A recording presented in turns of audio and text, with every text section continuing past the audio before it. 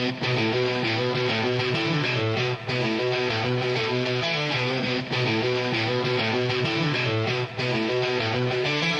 a world that walks the line, there's a rare few who think outside the box together for the crew. To break the equations, not bound to any rule. Exposing to the world the universe's own view. It takes the talent of the craftsman, it takes the mind of the fool, to make the vision realize energy and matter in a duel. To a break, to a duel. The old man Bills was running through his head. Cheryl probably got it hiding under his bed. Penny up to Annie, making power for days. Don't listen to a word that the straight no says. Might building batteries that power a ship. Victor comes in talking math, that's the water spiral dip. Sean chucking plasma volts a mile long. Sheila on the video making tones from the prongs. Burning breaking matter, they said it couldn't be done. And to all the people in the chat, I know you're having fun. So it's time to spend your Saturday with the doping old man Bills.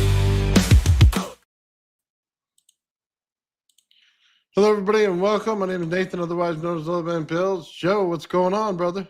Yo, it's Friday. What's going on, everybody? What's up, Nathan? Not much, man. Darren, thank you very much for gifting 5 Old Man Bills memberships, dude. You're totally awesome, brother. Dude, thank you. As always, you guys are so generous. You guys are awesome.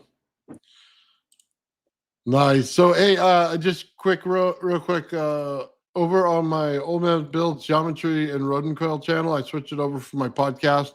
Here's the link right here. I started testing on the Rodin Coil. So there's a couple of videos up there already for the last couple of days, a short.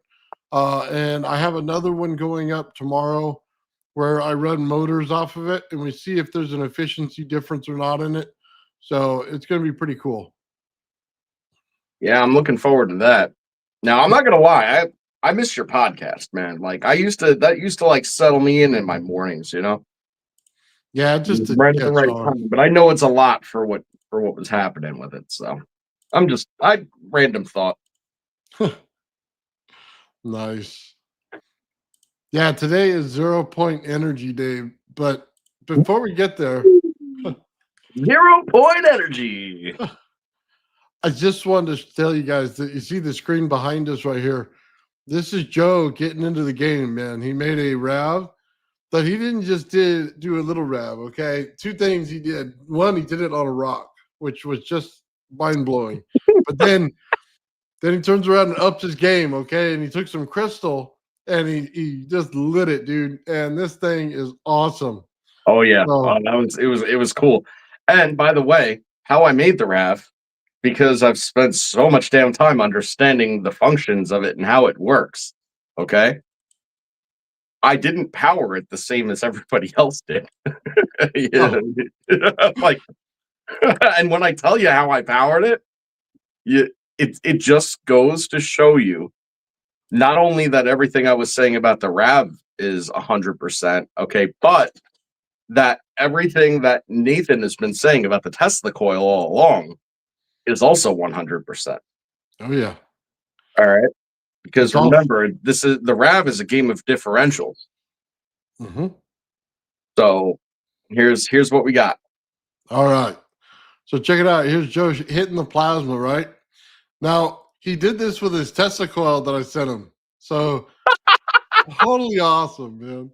I literally took like a little alligator clip off of a Halloween decoration and soldered it to a piece of speaker wire to clip on to like the little breakout line. And I'm like, I'll just grab you real quick. All right. Yep. That's high voltage. All right. I made an anode out of a copper roofing nail and I twisted some steel wire around it to give it that magnetic twist effect. You know, and then yeah, that's what I did. And then I took the wire down the center and I hooked that up to a metal plate with a little double-sided tape on it. You know, as a cathode, and I stuck that bitch right in a Chinese food container lid, filled it with some water.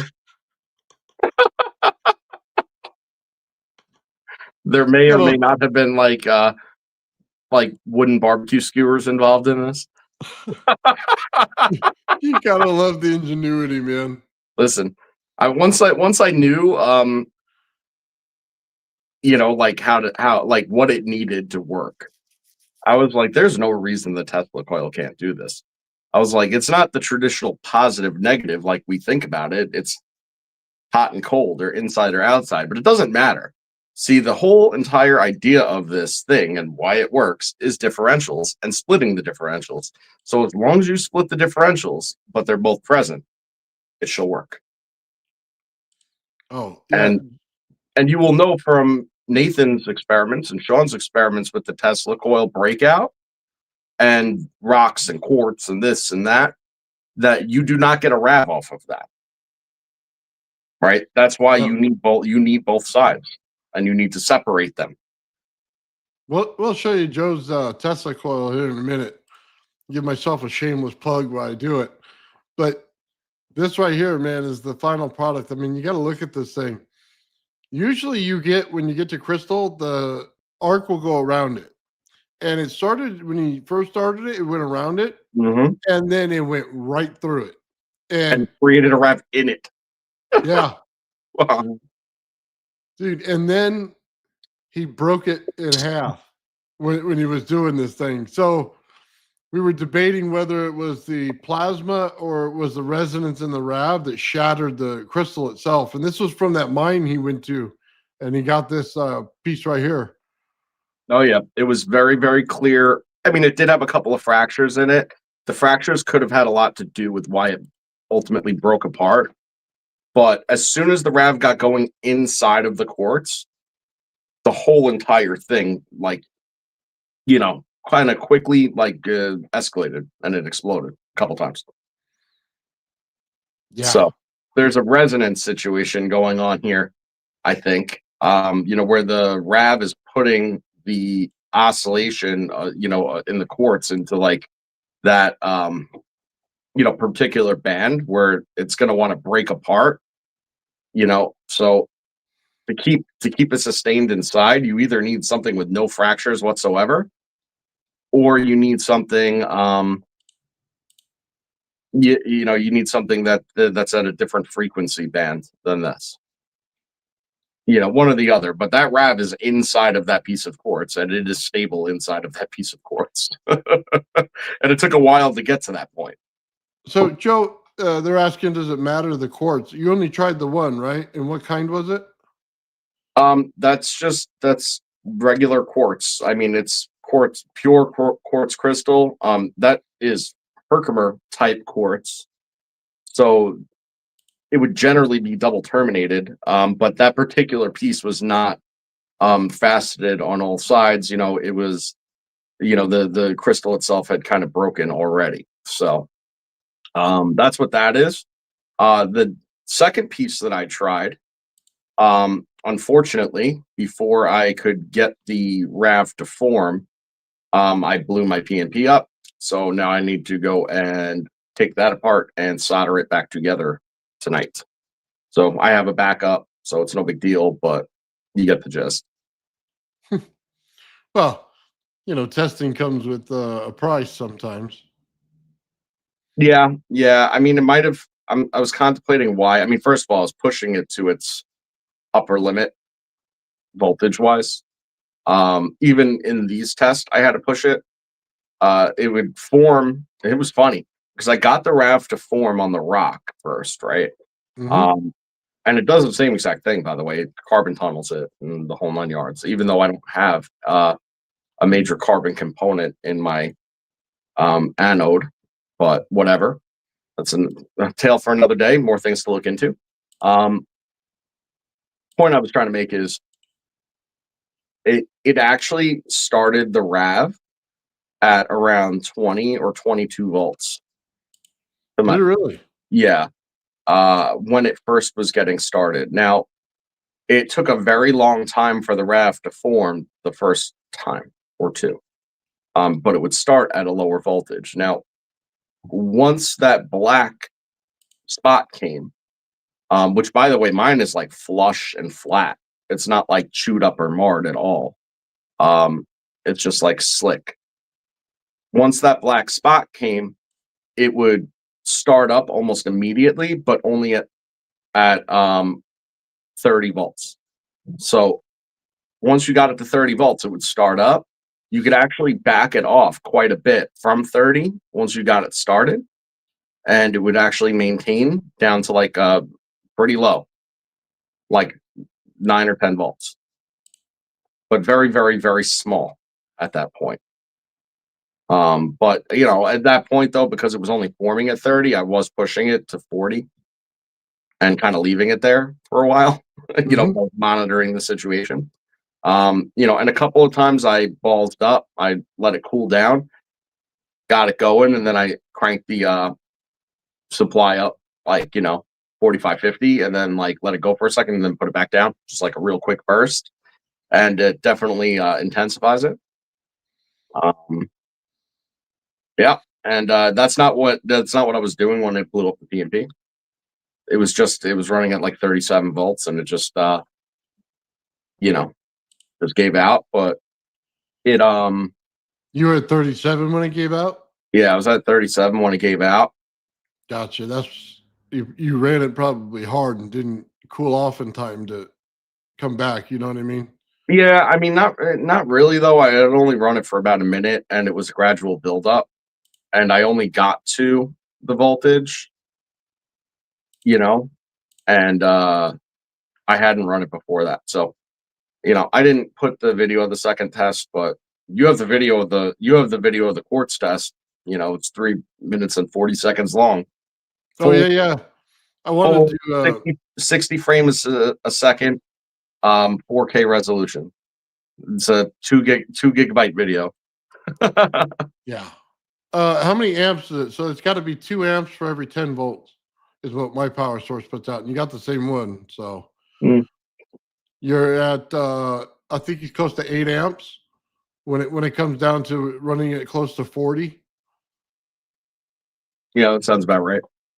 So look at this. This is a rock. This is what he first showed me, right? And And look you at can that see the gap, rev by the form. way. Look at that anode gap. That's a huge anode gap.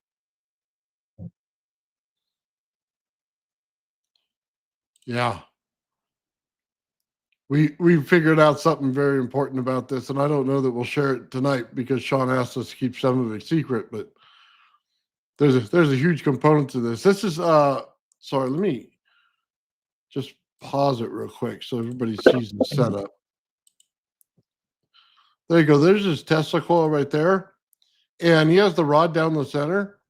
And then you just have a wire down there. Just an insulated speaker wire. Okay. And then you hook the other side to the number 2 coil at the very top, right? Yep, right to the breakout. So usually where like the little plasma spinny guy goes, you know, I just was like, you stop that. And I put an alligator clip on it. So which one is the anode and which one's the cathode in your situation? The cathode's running off the center energy. Okay. And then the anode's running off the plasma breakout. Nice. It seemed common sense to me that that's the way that would go. Look at that. You just went down to a rock. Okay, hold on. Is it not playing? There it is.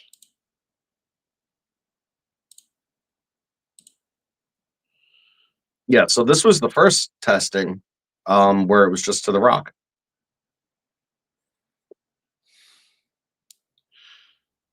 By the way, folks, we are going to talk about 0-point energy, but this all happened quickly. I just like literally had like a fever dream to do this last night, and I did.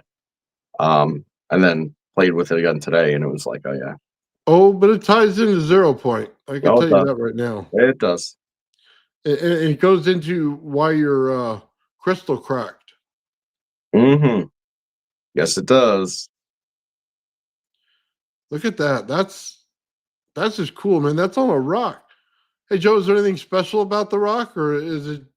No, I picked the reason that I picked that particular rock was because it was as close to clay, unglazed clay, as I had.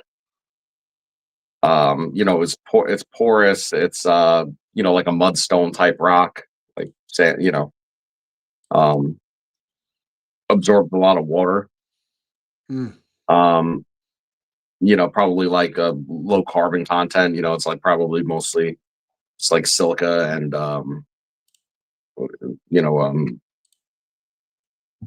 what do you call it? Like calcite type, base, calcium. Quartz test. So at first, I'm going to disclaim this with my commentary on this. I was looking at it from the other way than the camera. So at first, I thought that the RAV was automatically building up into the quartz the way that I saw it. But in watching the video, I now know that the RAV was building outside of the quartz before it was building inside of the quartz. So don't be like, it's not in the quartz. I know that. Yeah, I'll mute it, and then you could tell us what's going on. Well, whatever. I mean, the sounds are actually pretty cool. It goes with it, so whatever you want. On the stone and on top of the quartz. 14 volts. 17. Oh boy! Wow. So we're cool. penetrating the bottom there, so it's going around it. That's pretty clear. Yep. But it's going through a crack. Yeah, it's going through it, but like not in a normal way.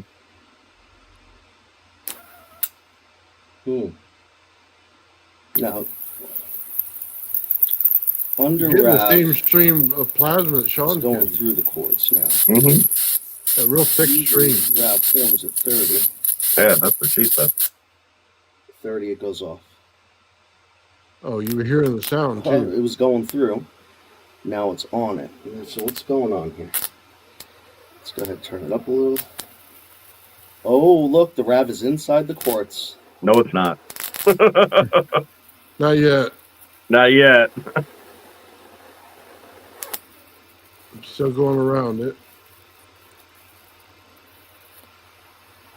I'm modulating the voltage.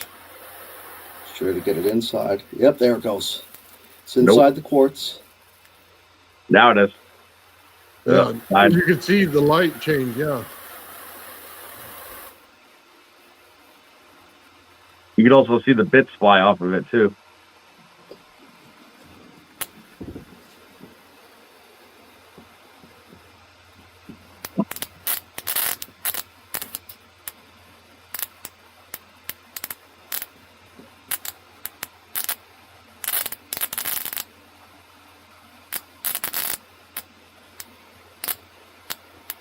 It's only at 33 volts right now.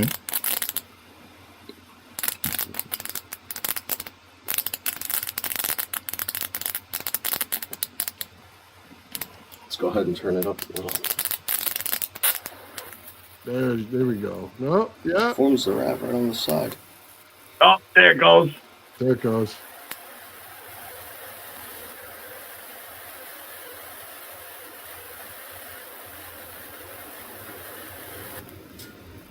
Yeah. It's inside. Yeah, what's in there? Uh-huh.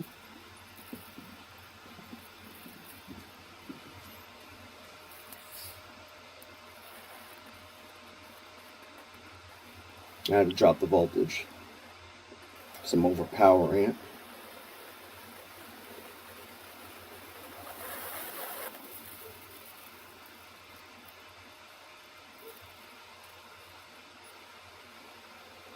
There you go. Oh, now it's blowing it up. Oh, there it went. Oh, it's going to give you some more.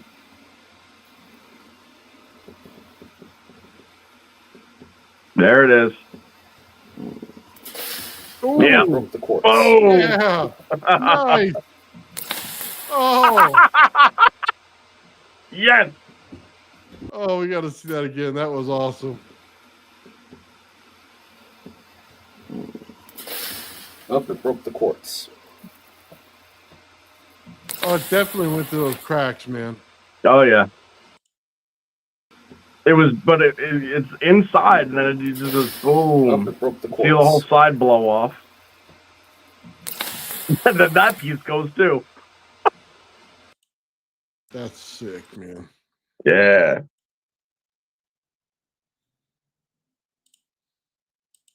Yep.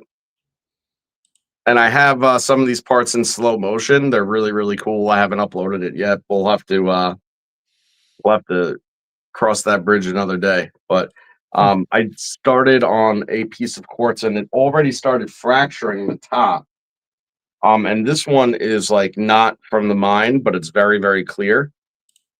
I don't know if you could see it. Hold on, let me see. Doing. So I got like this piece. Okay, hold on, hold on. Let me remove.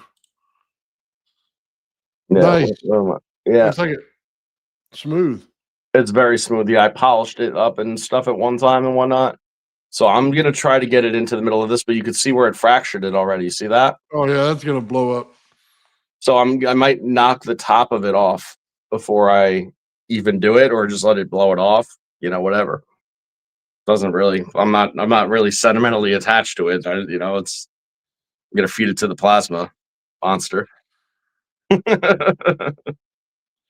So let me just clue everybody in what's going on here. I'll remove this. So we're having a resonance structure built in the plasma. So we'll get a null zone in the center, and then it'll build out a plasma layer. And then we'll get another null zone, then we'll get another plasma layer, another null zone, another plasma layer, and then another null zone. So it's going to every one of them, and each one of them rotates the plasma. What did Sean say? It was like 1,000 miles an hour or something, some big number. I remember 1,000 RPM, if you want to put it RPM. that way. Right, So right. super fast. So, and then the thing has different temperatures. It goes, oh man, all the way up to 227, I believe it is, and then it comes down from there to 150. So, you know what I mean? This stuff is temperature directed on each single layer of it. Why this is important is it's self-structured. We didn't mess with the structure of it. We didn't do anything. It self did it. You know what I mean? So it organized itself. And that's one of the bigger points of this. And because we have a rotational speed, because we have a temperature differential, because we have resonance frequencies that are I believe it's 4 kilohertz difference between each one of them, it's proving out how plasma is built. And why it's so much more important than some of the other tests that we do. And the fact that it was resonant inside the crystal and then the crystal exploded goes to why resonance destroys things, which is really cool. If you've heard us enough, you know that man, these things that work in resonance can destroy, or they can put things together. It all depends on what you're doing. That's it. We shook that piece of quartz like the bridge is what kind of came down to. I mean, we created a energy tornado sun inside of it, and it's a solid structure. You know, these are the things that you got to bear in mind. You know, this is a fourth state of matter. We injected moving energized particles into the solid lattice structure of a piezoelectric. Right. Things are going to happen in that situation. So worth noting, the temperature of this thing. I don't have fancy tools. I could make fake pictures and be like, look at this and whatever, but I wouldn't do that. That's silly. But here's what I'll tell you is I completed the experiment. You saw how long that arc was on the quartz for minutes. Okay. Well, I went and I grabbed the piece of it that flew off. Nice chunk. Warm to the touch. 105 degrees. Instantly after the thing blew up. Wow. Okay. Like I literally cautionally touched it and I didn't hear it, the cauterizing sound when I touched it. So I assumed it was safe and grabbed it. And I was like, yeah, this is it's like warm. It's like as if somebody was holding it in their hand and gave it to you. You know. And that's what we're finding. It's not cold plasma, not by any means, but it's not to the temperature they're saying that they want to make it in these fusion experiments. So, well, there's a zone inside that little tiny ball, and it might be the size of a pinprick, like the tip of a pin, and especially in mine's like a fraction of the size of yours and Sean's. To be honest with you, I mean it's pretty small. but it doesn't matter. That's not the point. The point that I'm trying to make here is that there's that inner core is that hot. Okay. Or like it really, there's a part of it there. I'm pretty sure it's the inside that just simply is that hot. And the reason that you're not picking it up is because it's compressed in, so it's not affecting the environment the way that type of temperature would. That's interesting because I was on the other side of that fence thinking it was cold in the center and then hot outside of it. Either way, whether it's this or that, the idea here is that the temperature differential is there because it's compressed. So it's literally on top of and inside of a piece of quartz, except it's not giving that heat, away to it. It's because it's stable. That's the whole point, is that I was thinking, it's insulating itself. yeah, I was thinking it was like the eye of the storm, really calm, peaceful, without a lot of heat to it. You know what I mean? And then you get into the outsides of it, and the heat builds up as it builds out. Could well be exactly that way, but again, it's the outside of it is certainly not affecting the environment the way that type of temperature would otherwise. Like, I mean, look at the tip of the anode. I mean, these guys are using, and they'll tell you that the tip of the anode here, you're not melting it, or dripping it, or and losing anything from it. And that's with steel. And I mean, okay, fine. With stainless steel, that's pretty high melting temperature. Yeah, copper has a much lower melting temperature. That nail I'm using is copper. Oh, well, that's even more proof because copper melts easy. That's what I'm saying. Yeah. And I'd bet you anything that if I was to run it with aluminum, although it's a terrible choice of an anode, It proves the temperature. it would prove that out too, because I don't think it would melt either. It's just not. That's not what it's doing. Did I see any melting traces on the crystal? None whatsoever. None whatsoever. There's no discoloration of any of the blown apart bits. Nothing. So let's go into the 0 point aspects of this, Joe. And I'll say this before you start, because I know you want to get to the beginning of it. It's these RAVs are getting you to fusion. Okay. So just understand that we're not there by any means. Okay. By any means. But we're seeing aspects of it where it throws off the little worm guy. Okay. Where it's building out in the structures that it is, that it's putting off the resonance frequency.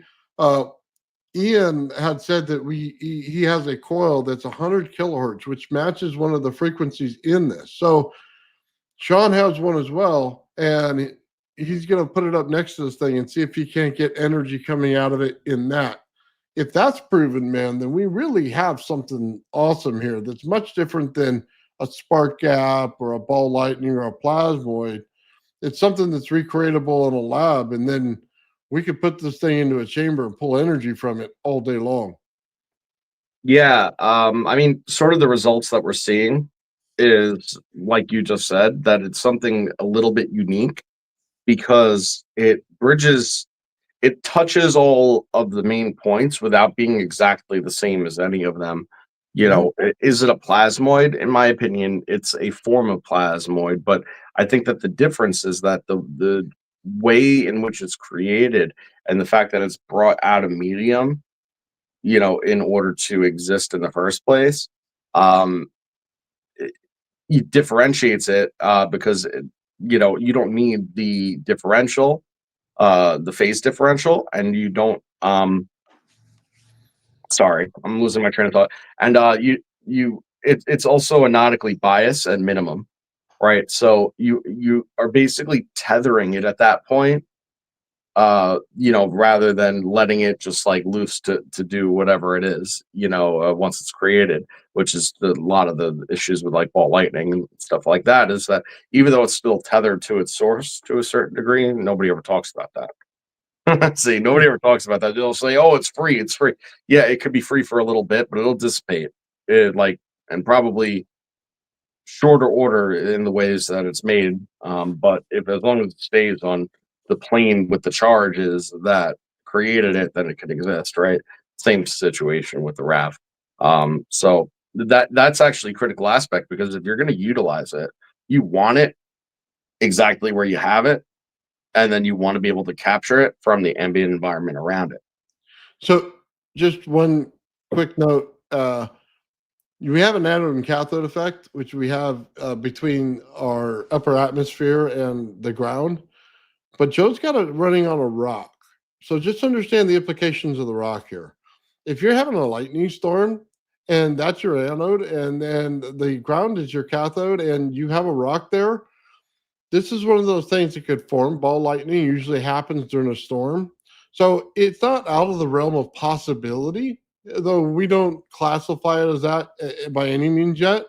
It's just not out of the realm of possibility of what we're looking at. It's not, because once you realize the fact that it's the cold energy from the center of the Tesla coil has always been analogous to the energy in the ground. That's always been the analog, right? If I were just to take the rock and place it in there, you would not have the same reaction. You'd be hitting maybe some arc on it or something if it finds something to conduct to, and something might happen. But if I were to remove that lead down the center of the Tesla coil, it's not going to be the same if it does anything at all.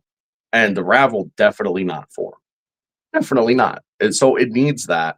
And enough of that cold energy makes it through that rock, puts that rock into that reverse resonance of the anode, and then you have the PNP that's sitting there throwing. And by the way, in this whole entire time, and I didn't even mention this, see, and what I really should do to get maximum effect on this is I should raise the height of my testing surface up to where my Tesla coil is, because at that point, it's going to be picking up much greater on all of the radiant energy being put out of the Tesla coil and the field saturation.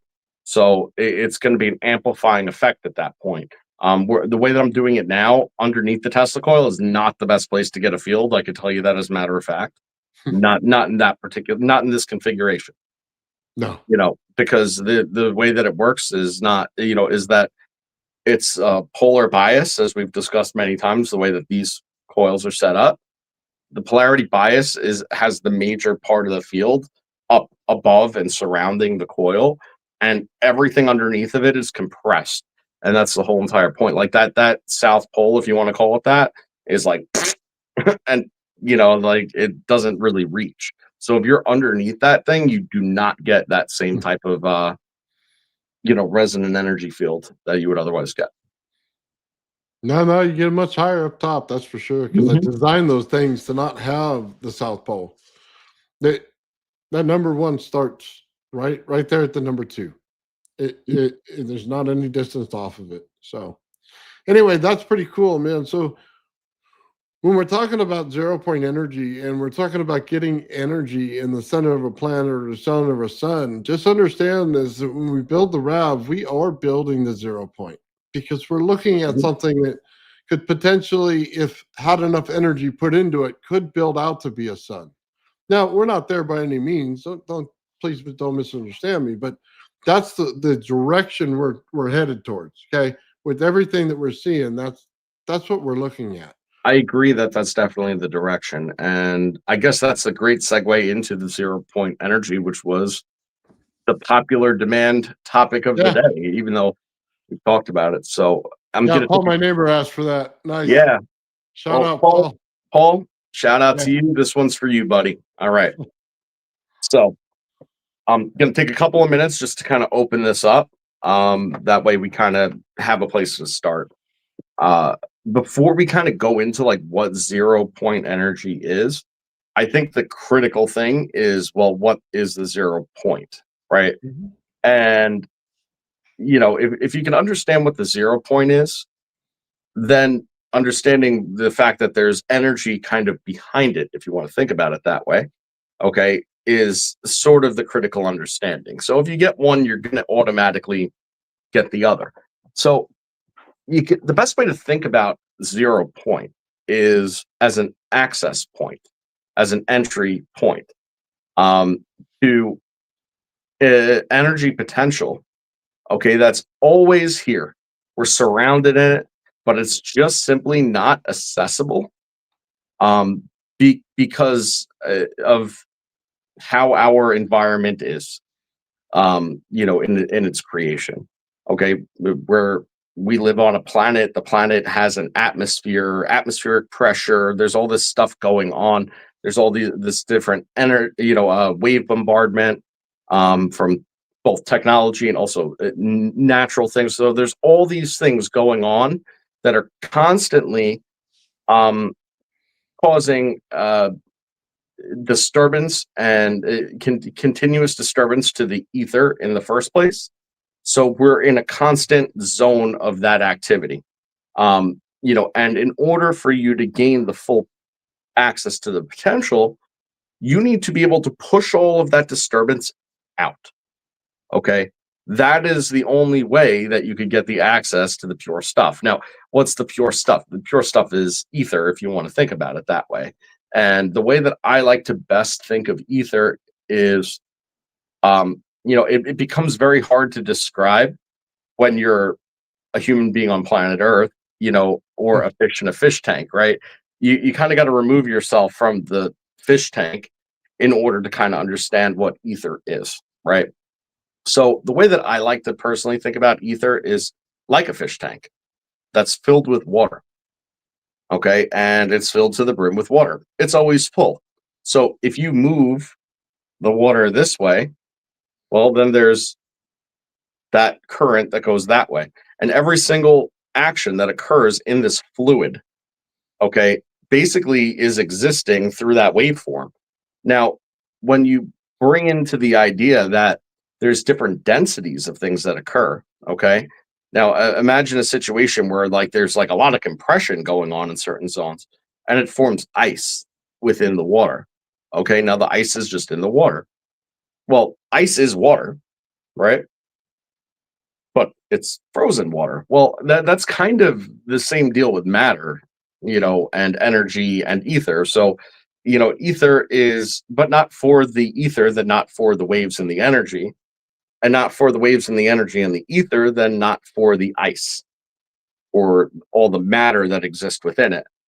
But again, when you're in the swimming pool and you're the fish in when you're the fish in the fish tank, you don't know that you're in water, right? Fish don't drink. Get it? Yeah. Fish don't drink. And it happens to be the exact same thing here, right? Well, we don't drink, or we don't pull the energy necessarily because we're surrounded in it. It's just here all the time. So it's not always quite apparent how that happens. Now I've been a bit facetious in the past, and it made just little tongue-in-cheek jokes about it's all 0 point energy, right? I mean, okay, so that's true and it's not. All right. And I want to put that out there. It's true because all energy does have origin in the 0 point. Okay. But then, as we know, that becomes a source of emission, right? And anytime there's an energy emission from something, right, that energy emission could then be picked up. So you have two different types of things going on here, right? You have a direct access to the ether, which is sort of, what we're talking about, but also sort of like what's very occulted. And then you have all this, okay, well, we have to get energy from the environment, what's already here, right? And if you think about solar panels, I think that's a great example of it. Right. So solar panels are not 0 point energy. They don't open anything up, anything at all. It's an existing energy that comes from another source, and then we're picking up on it, and then we're capturing it, and we're using it. But let's talk about a generator for a second. Okay. Now, is a generator 0 point energy? Well, 50-50. You see 50-50 because there's two things going on with a standard generator setup, talking about spinning magnets around coils, right? So you have a permanent magnet aspect of it. Now, that already has a form of captured energy that it's bringing to the table, all right? So that's not permanent magnets are not 0-point energy. All right. But what happens when you spin those magnets? Well, you're taking their energy potential that they have and you know their field geometries, okay, and you're using it to create oscillatory perturbations in the ether. And by spinning those magnets, you're inducing a current into the wires by virtue of that interaction. And by spinning the magnet, you have now two of the three main vectors of electromagnetic modes. Now, the thing about 0-point energy access is you need all three. Now, that's not to say that it's not out of the question that a gas generator, for instance, right, doesn't have a scalar vector to it. Okay, because the scalar vector is ultimately what's creating the interaction between the spinning magnets and the wire coils. So all three are there. So what are you getting? You're getting an access point. You're creating new oscillatory etheric perturbations that are able to induce that reaction at that point. So that's where I come from when I say, well, gas generators are 0-point energy, because to a degree that it's true, in my opinion. But you know, well, why does so? What are we looking for then? Well, the whole idea here has, and it will always be, that there's so much energy usage that has to occur just to create the mechanical force to create that rotation, to create that energy. And if you go and you compare what you're burning and using to what you're getting, it's a negative equation, significantly negative equation. It's like nobody really talks about what that efficiency is, the potential energy of gasoline, you know, per however measure, you know, versus how much energy you get out on the other side, you know, if you're talking at 100% efficiency, because gas is way more energy dense than what you get out of the generator. So you're wasting. Then to get that gas, you're pumping more energy, right? Well, that's where it's broken, right? So you need to be able to modulate the mechanical aspect of it, okay, in order to open up and create the same effect, and do so in a manner that is efficient. And I think that that's a good starting point for 0-point energy, because again, once you have the three modes, they're in balance, then you have the opening of that potential. So let's just say this so everybody understands. We are saying energy. We're not saying electricity. Energy. It's energy. It's every form of energy. And see, that's what people miss, whether it's a wave, whether, you know, in the ocean, it's a wave, or you get over to the air and it's winds blowing. There's energy that's doing that. That even in the radiation that's all around us that we take in as vitamin D, that's still energy. Mm-hmm. You have to understand energy on its terms. It's everything. Anything in motion is energy. The planet spinning is energy. The field that's around the planet's energy. What we stand on when it's hot is energy. You see, to the planet, it doesn't know any difference between all of them. It knows that they're energy.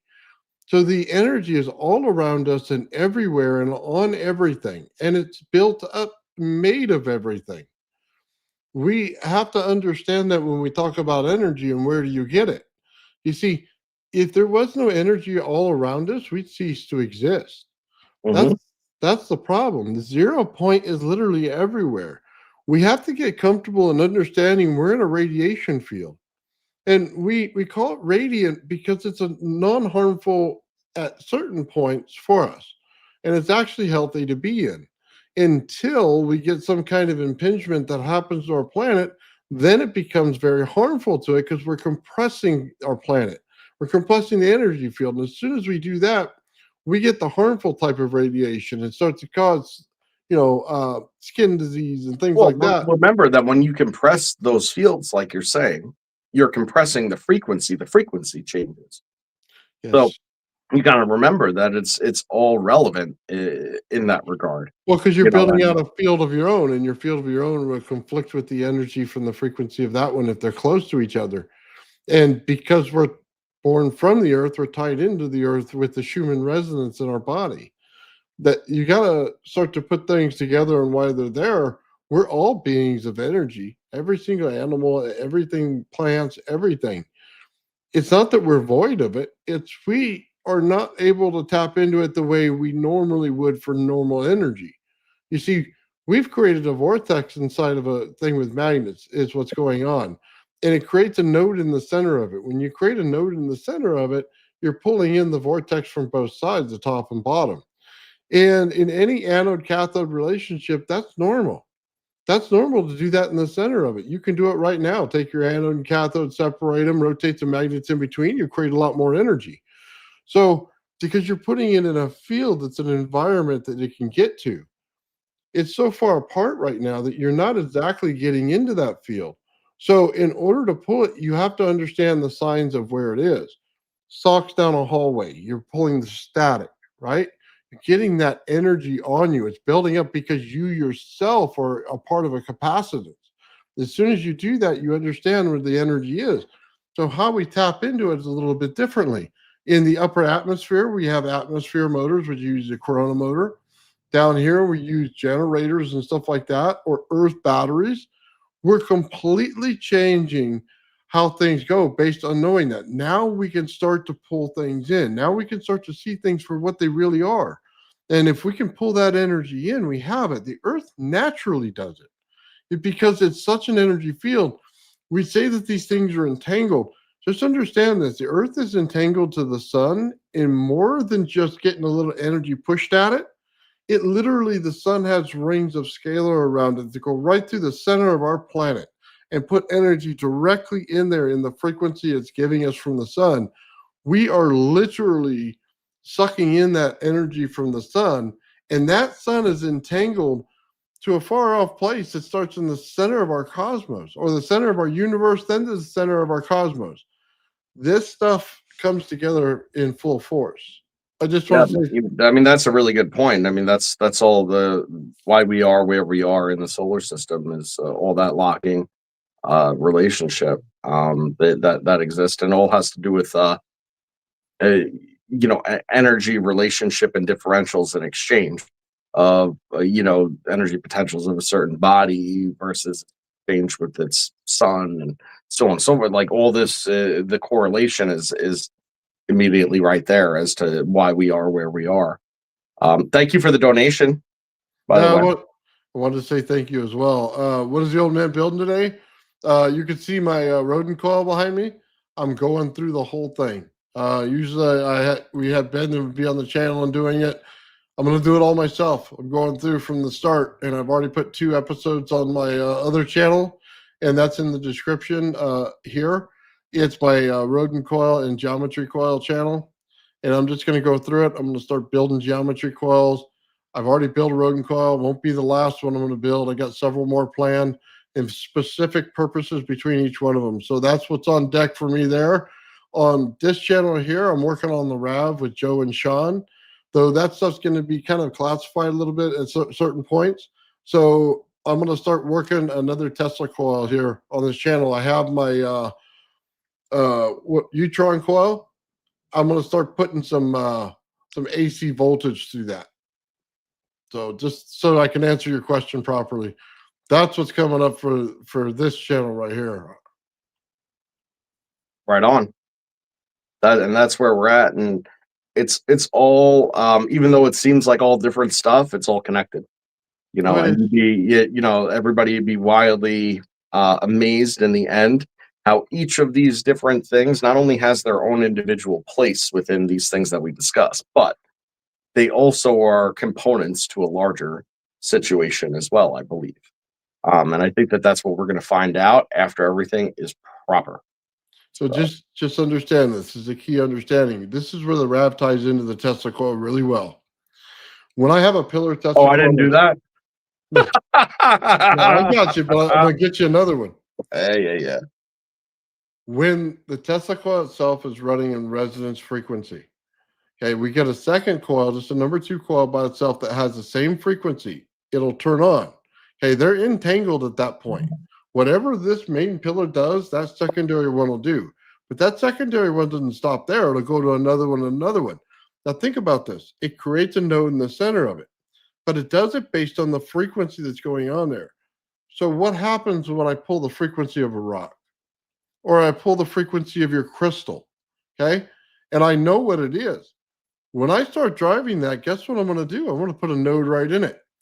We saw it light up. Now, this is where the biblical part comes in, because we're going to start lighting up those stones like the guy had on his chest plate in that story of the Ark of the Covenant. Right. In resonance is the whole point, and That's the point. without having to put an anode cathode directly on There you top and go. bottom of it. Yeah. Now you're starting to get it. So we're course. gonna. That's why they're entangled. That's why energy works this way. That's why resonance is important. More important than most things in the universe. It's one of the very key factors in everything, and we've only begun to discover it. Mm-hmm. Oh, I couldn't agree with you more. And again, the whole reason that piece of quartz blew apart is because it worked. Okay, but it worked not in coherence with what the quartz needs. So, Right. that's something else to bear in mind. See, certain things, certain frequency bands, certain the bands of resonance, they work great here and not so much there, right? So if you want to be able to build a RAV inside of the piece of quartz, all you need to do is change the frequency band, because it builds inside the piece of quartz, and when it does, it blows the piece of quartz up. And So then none of the quartz is hot, even though you have a miniature sun in the middle of the quartz. I, So, I want to tell you this story. Okay, just hear me out.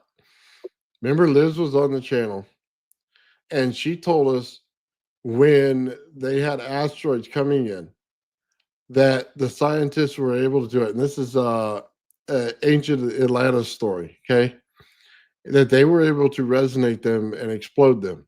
Now, this is just to understand this. We take all of that stuff and we look at it and go, okay, can we do it today?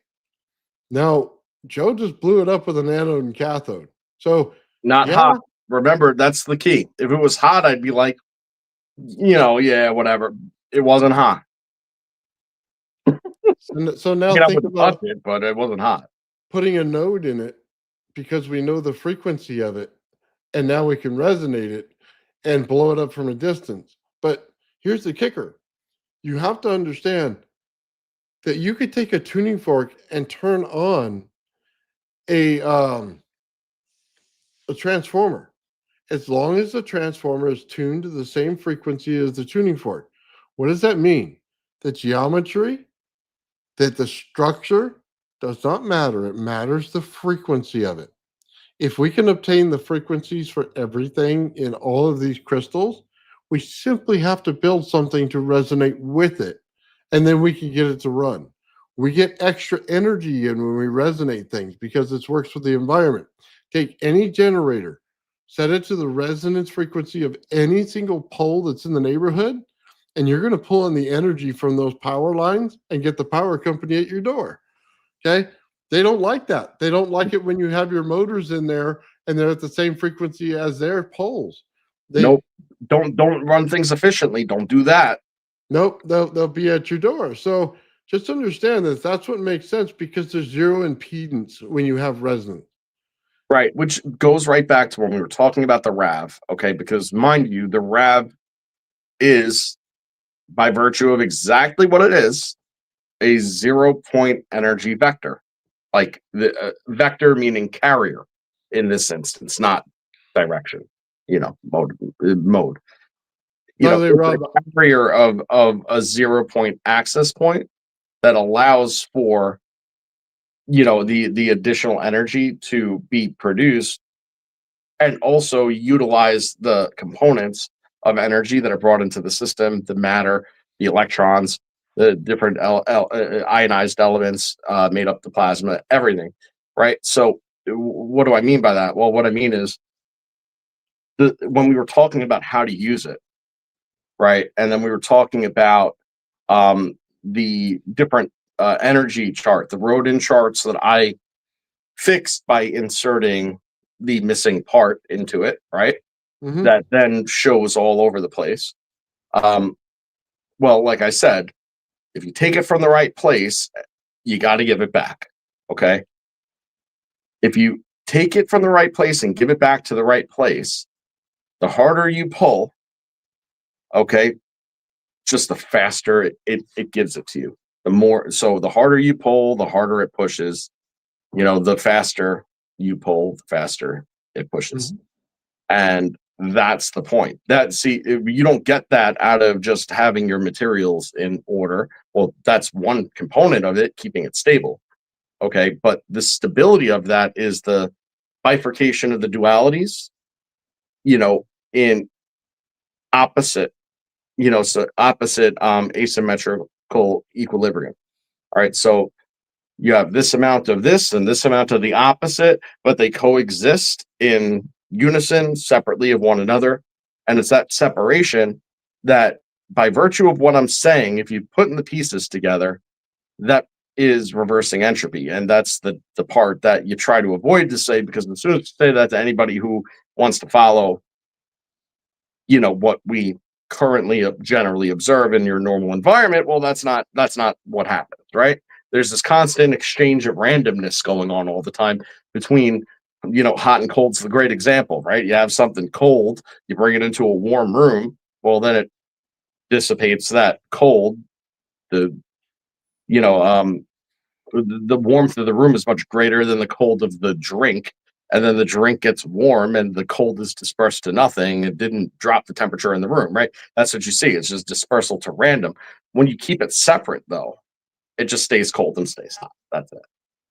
You see, that is the reversal of the entropy, because you're separating the stuff off the bat, allowing them to mix in equilibrium, and then forming them in a way where they don't want to mix, by virtue of usually what? Rotation. Because as you know, anything different, even if it's opposite, right, it doesn't mix when you spin it. It separates. So this goes back to an experiment, and it has to do with my Rodin coil and my Tesla coil. When I connected the center of my Tesla coil to my Rodin coil, I could pull the energy out, and the thing would keep running until the Rodin coil reached room temperature again. What am I trying to tell you there? Because I'm pulling the impulse of it, I took the capacitance of the environment itself and started playing with it. That's where entropy comes in, because now you have a temperature differential inside of this thing between the center and the outside. The outside pulls a little more heat, the center gets colder. But it will not stop pulling the energy from the environment until the temperature is back to correct again.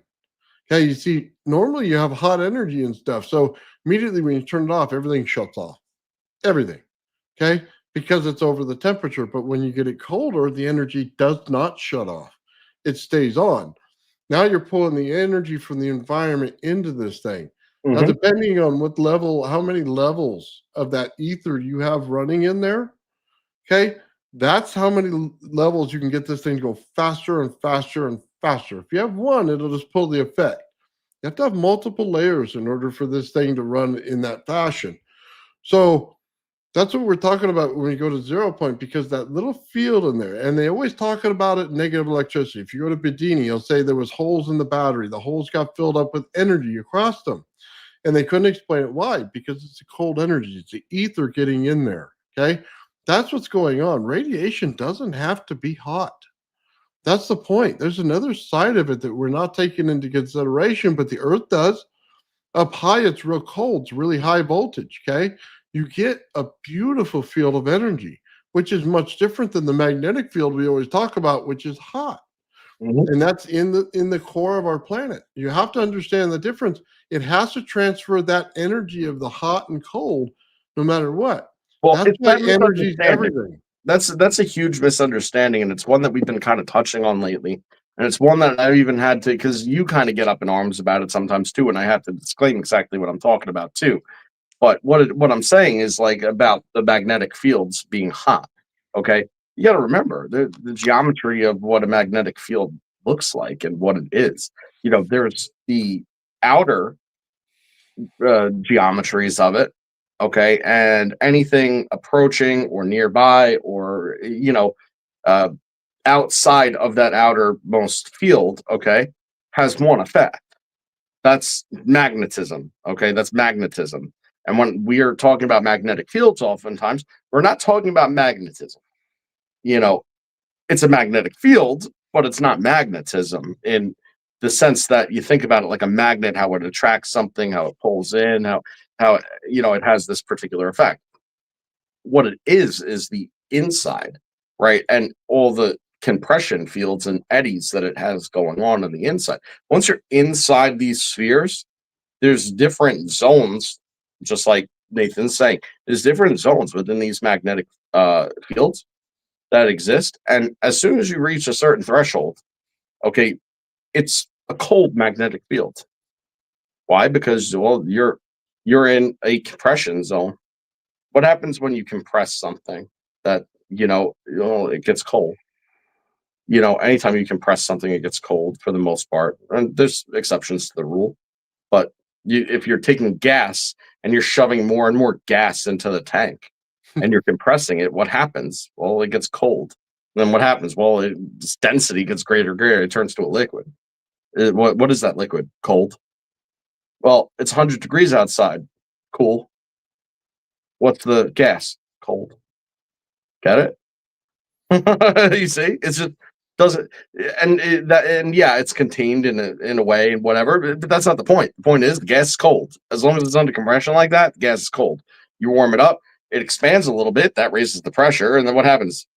It gets cold. You see, it already is separating in that instance. So when you're talking about a magnetic field, this has that component primarily first and foremost. And when we're talking about the fields, oftentimes the outer fields are doing what they're doing. Everything else is inside the field. We're inside the field. What is it on Earth? Kind of cold.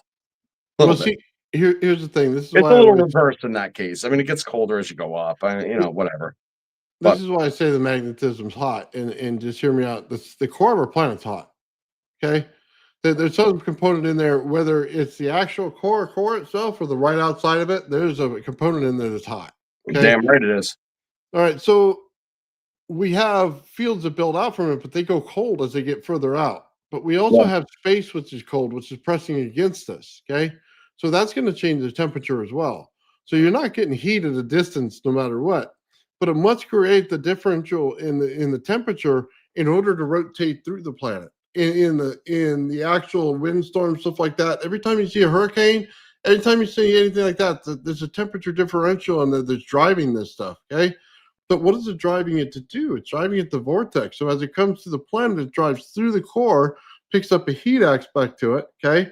And then there's cold air usually in the upper atmosphere. So that's why I say the magnetism is usually hot. And then we associate magnetism with the little how do I say it? The wire that we spin around the bobbin, and you get a magnetic field. And then every time you do that, you use an amperage in it. And every time you use amperage, it's hot. However, if you take certain things and put magnetism, which is the solid state, okay, of the magnetism, which absolutely just pulls the radiation out of it when you start to work with this stuff, is what it's doing. That's the cold side of it working. So we were looking at a what did Tom Bearden call it? I'm losing a name right here. Well, help me out. Describe it. I'll help you. It's a metal transformer. A transformer? No. It's the Meg. So yeah. So when you use the Meg, what are you doing? You're taking the radiation from the actual magnet and you're putting it in there, and it comes out with a cold magnetic field that you can use and take energy from. You see, it's not heated because you didn't have anything in motion to create it. It's a solid state version of it. See, it's a little bit different. So Yeah, do I think that some magnetism is cold? Absolutely, and the Meg proves that out. And it can get colder if you put the resonance in there correctly. It'll become colder. Do I think most of it's hot? Yes. But does it go when it builds out get colder? Yes. Wahoo said something pretty critical, and sometimes we get so far into these things that we realize we forget to realize how simple it really actually is, because he said it, and it is that simple. He comes from shorting the circuit. Yeah, pretty much. When you short the circuit, that is where your heat absolutely comes from. So now, but shorting a circuit is a little different too than what we commonly think as like a defect short, right? Simply returning a positive charge into a negative charge for a loop in a circuit is a short. By virtue of that interaction, it is a short. Now, if you keep that mostly from happening, but you allow the process to occur, sound familiar? It's returning, but it's returning in an equilibrium state. Okay. Well, what then? See what I mean? See why? Like they say, like what? Like current. Okay, I'm not going to call it electricity. I refuse. Current knows where to travel to where the load is, to where it's being used, right? It's known, right?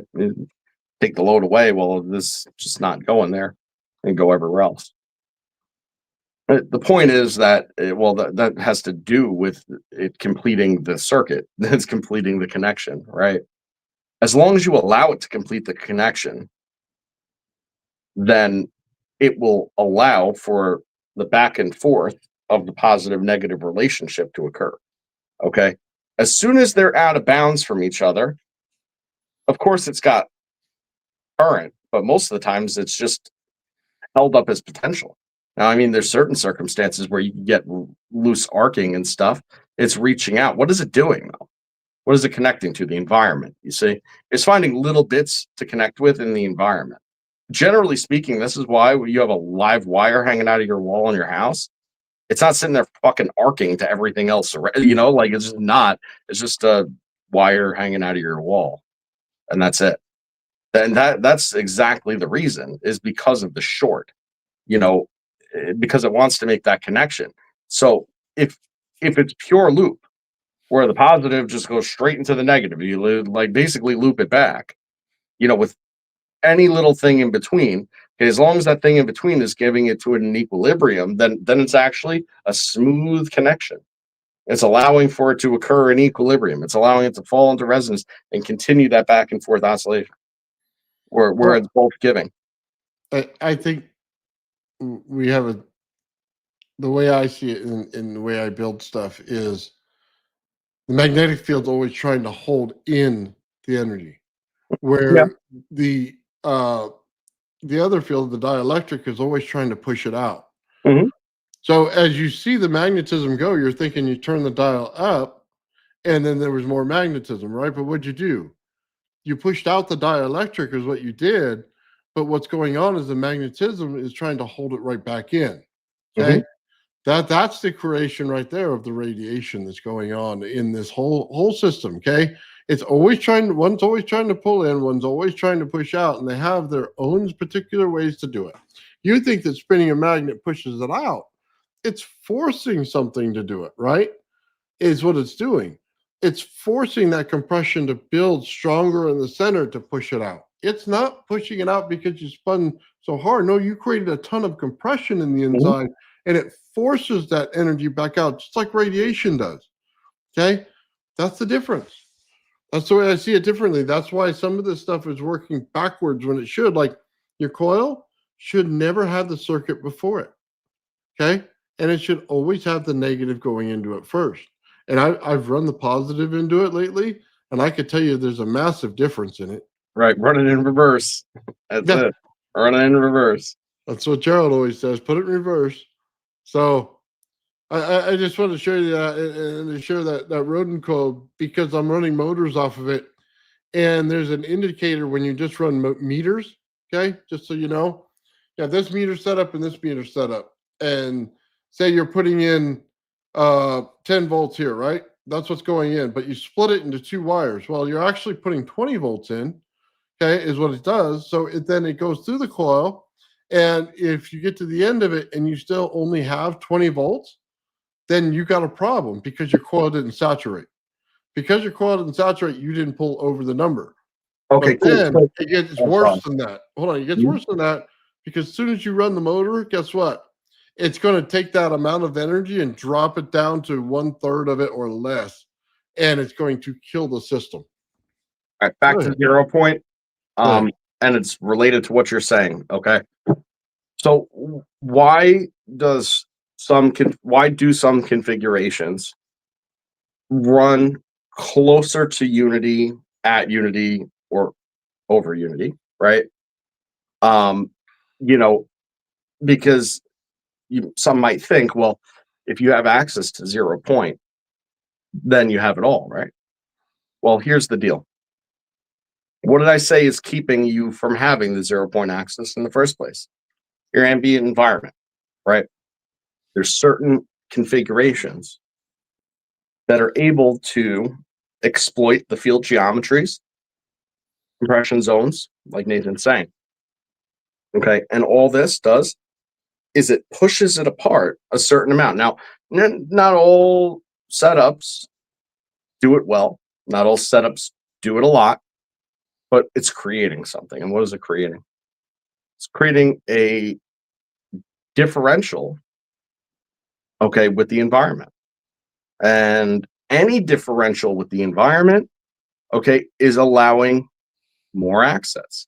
The more access, the greater the differential, the greater the access. And you've heard us say a million times about breaking locality, right? About taking your differentials and throwing them so in balance with each other within your own system that it bears no relationship to your outside ambient environment, whether you're talking about energy potential densities or magnetism or any sort of differential that you could throw at it, because it's separating and keeping them formed properly. The densities are just way higher because it's organizing those densities, right? You realize that that's where cavitation comes into this, because when you create a bubble and you push everything the fuck out, get out. Boom. Well, here's your bubble. Oh, there it is. What is it doing? It's pulsing. What is it pulsing? Yeah, it's pulsing the vacuum energy. Oh, yeah. The same stuff that the Kashmir effect's made out of, the ether, the 0 point. So cavitation is the optimal circumstance to have in order to create your largest differentials, in order to get the greatest, purest access to your 0 point, That's period, right? So therefore, your energy is saturated in potential. Now, here's the thing about like 0 point energy is that it's potential. Okay, you need to be able to move it along and vector it in order for it to have an electromagnetic mode. Well, what does the cavitation do? Well, when it's in a pulse state and it's going like this, and it's going like this, that is it jostling and oscillating the potential into a usable thing. It turns it static at that point, right?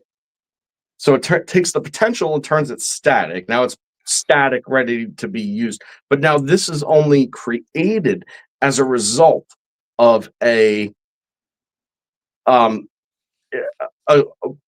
coherent, balanced, equilibrium energy state in the first place. Well, now your vectoring comes right through this potential and is able to leech off of it. It's able to bring it back into the system. Which again, when we were talking about this a long time ago, one of the things that came up in a lot of the ways that we considered doing this was a cascading effect, right? But here's the thing about the cascading effect. That was with this idea that it was going to be in such direct relationship with material, right? That bringing it back in would overload it, short it out, and then it'd be done, right? Which is what a short circuit is in the first place, by the way, is you basically brought so much energy into that particular area because of, you know, insert reason for short here, and then you have material failure as a result, right? So we know that anytime you overload the system, it's a cascading effect, material failure, bang, it goes, and that's it. Well, how does RAV do away with that? Well, it does, because it doesn't build the goods really on anything. Like, it's not on the anode, and it's not on the rock either. Hate to tell you that, it's not. Like, or the clay or whatever it is. It's just not. It's somewhere in between. And then it's in a state of compression, and the heat's not giving it out enough to lead to the material failure. That's why it's the answer. You get it? So here's the thing I'll say. You got to remember, when you make something super cold, you make it super conductive, especially when you're dealing with magnets. So just understand this. The energy itself that's up in the upper atmosphere is cold. So what are you doing? You're pulling in that energy, but you're also making something super conductive by saturating that with that energy. So when we start talking about coil building and we say we want the 0 point in the center of it, that's exactly why. Because we're looking to create a temperature differential and get that cold energy right to the center. Okay. Now, the RAV, the reason I think it's cold in the center, and it has to do with the node itself. Is it a single node or is it a split node? Because right now we're dealing with a single node in the RAV. Okay. Once we split that node, then I think it could create its own energy. Okay. And there's a reason for that, because right now we're dealing with one round sphere in the center. Okay. But what happens when we cut that in half? Okay. And we deal with two? Then it's doing work upon itself. Okay. Again and again and again. So when you have something, it's like a Floyd suite. You have work being done upon itself. Therefore, it's creating the resonance of it inside of it. It no longer needs you. Okay. It no longer needs what you're doing to it. It can now be independent of what you're doing. You see, that's where I think it comes in. And we looked at some of the other experiments. I was showing the guys nodes and how we were creating it just out of the spark gap itself. And we got 4 nodes coming out of this thing, or some with 2 nodes in it. Okay. I think there's a next level to where we're going in this based on that we can start to get superconductivity, which will be resonance inside of the center of this thing, which will allow it to break the node into 2. I think the Earth itself has 2 nodes in it. Some people would say 4, like a butterfly, but I like to tend to think it has 2, one working off of the other. I would say 4 also, personally. Yeah, I would say you have poles, but then you also have interpoles. And as we talked about magnetic fields, the relationship changes from the outside of the field to the inside of the field, which is why you would get locked nodes in that configuration, in my opinion. But I mean, you're bringing up a lot of good points, man, and I really am in total agreement with you with this. You know, it's yeah, it's all really fascinating stuff. But that's the 0 point. See, that's what people don't realize. What is the 0 point in itself? Okay, let's just define it. It is literally a structure that is created out of resonance that goes in coherent fields that build out in a scalar fashion that has radiant and radiation going on inside of them that works on an anode and cathode effect that creates null zones. Okay, and it brings in energy in a temperature differential. That's what this planet does. Well, I mean, I Everywhere. don't know. I kind of think about it more like I was talking about when I was talking about the RAV and with the diagrams I was showing the other day, right? Like it's more of like a ground state. Like it's more like an isolated ground state than anything, where you have all this potential. It's great, like it's a return place where the potential is there. It's dense. It's almost unlimited for all intents and purposes. You know, and everything can, you know, basically pump from it, and as long as it gets it back, because the system needs to be full. And that's the important thing to understand. Like, if you want to collapse these things, take it. See, if you want to take from it, it's going to collapse. You need to return it. It needs to have that. It needs to remain full in order for the cavitative effect to remain. Because the cavitative effect will collapse if all you do is it's like if you had a suspended bubble in water and then you took a syringe and stuck it into the bubble and just sucked it out. Well, then your bubble's gone. Bubble's in the syringe now, right? But if the syringe like looped back around back to the bubble and you pulled it out, but then it was like whoop, then it's full. We're in the energy. You cannot create or destroy energy. Therefore, any energy you use inside the planet still stays inside the planet. It just takes a different form. You see, you can't take it. It allows you to use it, but then it returns back to it. You see, when you get out to space, it'll be the same thing. You're going to be able to use the energy in space. And by the way, some of the stuff that builds out that what we're doing proves out why space has distance and things like that. And you're just going to do the same thing. You're just going to return it to its source. You're not exactly using it, burning it up, and it's gone forever. That's not the way it works. From the center of our cosmos out, it builds the energy from the center. It builds out into everything and then returns it back. Okay? It's a loop. But we're doing the same thing in our planet. See, and then the sun's doing the same thing. It's just different ways that it's building out. Some things have more mass. Some things have zero mass inside of it. Some things have temporary mass. So let's talk about the RAV a little bit. The RAV and then the small little RAV that shows up in Sean's experiment. Mm-hmm. You assume that thing has mass and that there's a piece of something sitting on top of the clay. However, it's pure energy. And we can prove this because it breaks out like this, okay, like two pieces coming off of it. And then as soon as you turn this one off, this thing is entangled. This thing cannot be alive without this, okay? It's entangled to it. It'll immediately go back, okay? Hey Nathan, I have the best picture to date of us almost forming two RAVs out of the same anode, but it didn't let it happen. If you open up the folder, right, and you click through some of the formation pictures that I put in there. I don't know. Yeah, I'll direct you. It's important to see how this thing forms. Now you got to remember something. Mine's puny compared to Nathan's and Sean's. Okay, it really is.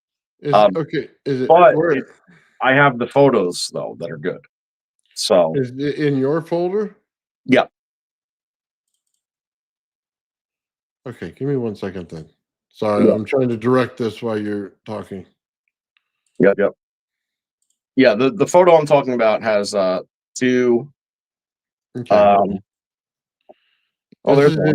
This is your folder. Yep. Okay, it's got the rock experiments. Yep. Is it in one of those or? It's in this folder. So let me just keep on clicking. I'll tell you when.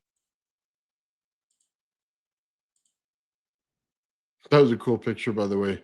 Yeah, that one is cool. Okay, hold on. We'll start there. Okay, back up one. Okay, so this is RAV formation. Okay, so you see that it's feeling.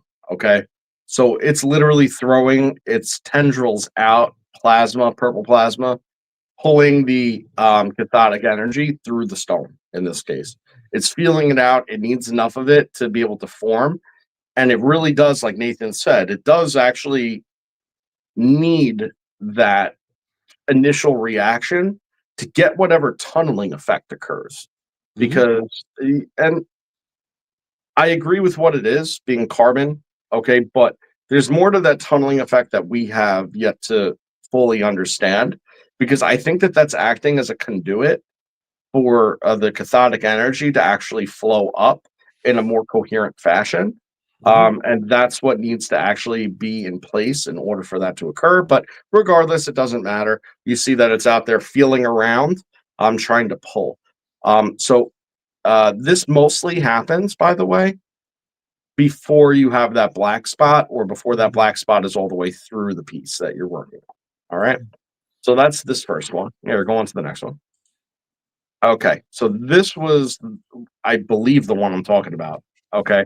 This is when you have the RAV formation out where it was reaching. See, that's where it made the cathodic connection, was out where it's reaching. So you see it's reaching in that same direction. It makes the cathode connection over there. The RAV needs that cathode energy. It's sucking it out of that spot. The RAV is forming there, but there's also a secondary RAV, okay, trying to build up underneath the anode. Okay, but it's just simply not getting it. You know, it's so there's a bias here, and then we'll see what happens when you click on the next one. All right. Okay, chicken or the egg. This is when it was forming. So you could see that it was yeah. Oh man, I lost it. Hold on. Nathan. My Nathan. fault. I pushed the wrong button. There we Nah, go. it's all good. Okay, so all right, so this one actually came before the last one, so it was out of sequence in the folder. But that tendril that was reaching out to that side made that cathode connection over there, and you can see the star pattern starting to form because the RAV is starting to form in that particular spot. And then if you go back one, that's the next one, right? That's when it forms the RAV in that same exact spot. All right, so now it has the cathode connection, the cathode energy, that relationship is made and established. Now, if you click to next over, like in the next direction, okay, bang. This is what happens when it forms. It just consolidates into one, and there's your RAV consolidation. Now, that is the RAV at that point, but that was at the very moment, or the closest moment that I could get to, that point of consolidation, which is why it's so luminous in that circumstance. Okay, so real quick, give me 1 second. I need to pull up something, and hopefully Sean doesn't mind me showing this. And it has to do with energy to matter conversion. And that's part of what we're looking at here too. This is something that we see in Joe's experiment, my experiment, and Sean's experiment. All of them show this, okay? You see that energy right there? It looks like a string, doesn't it?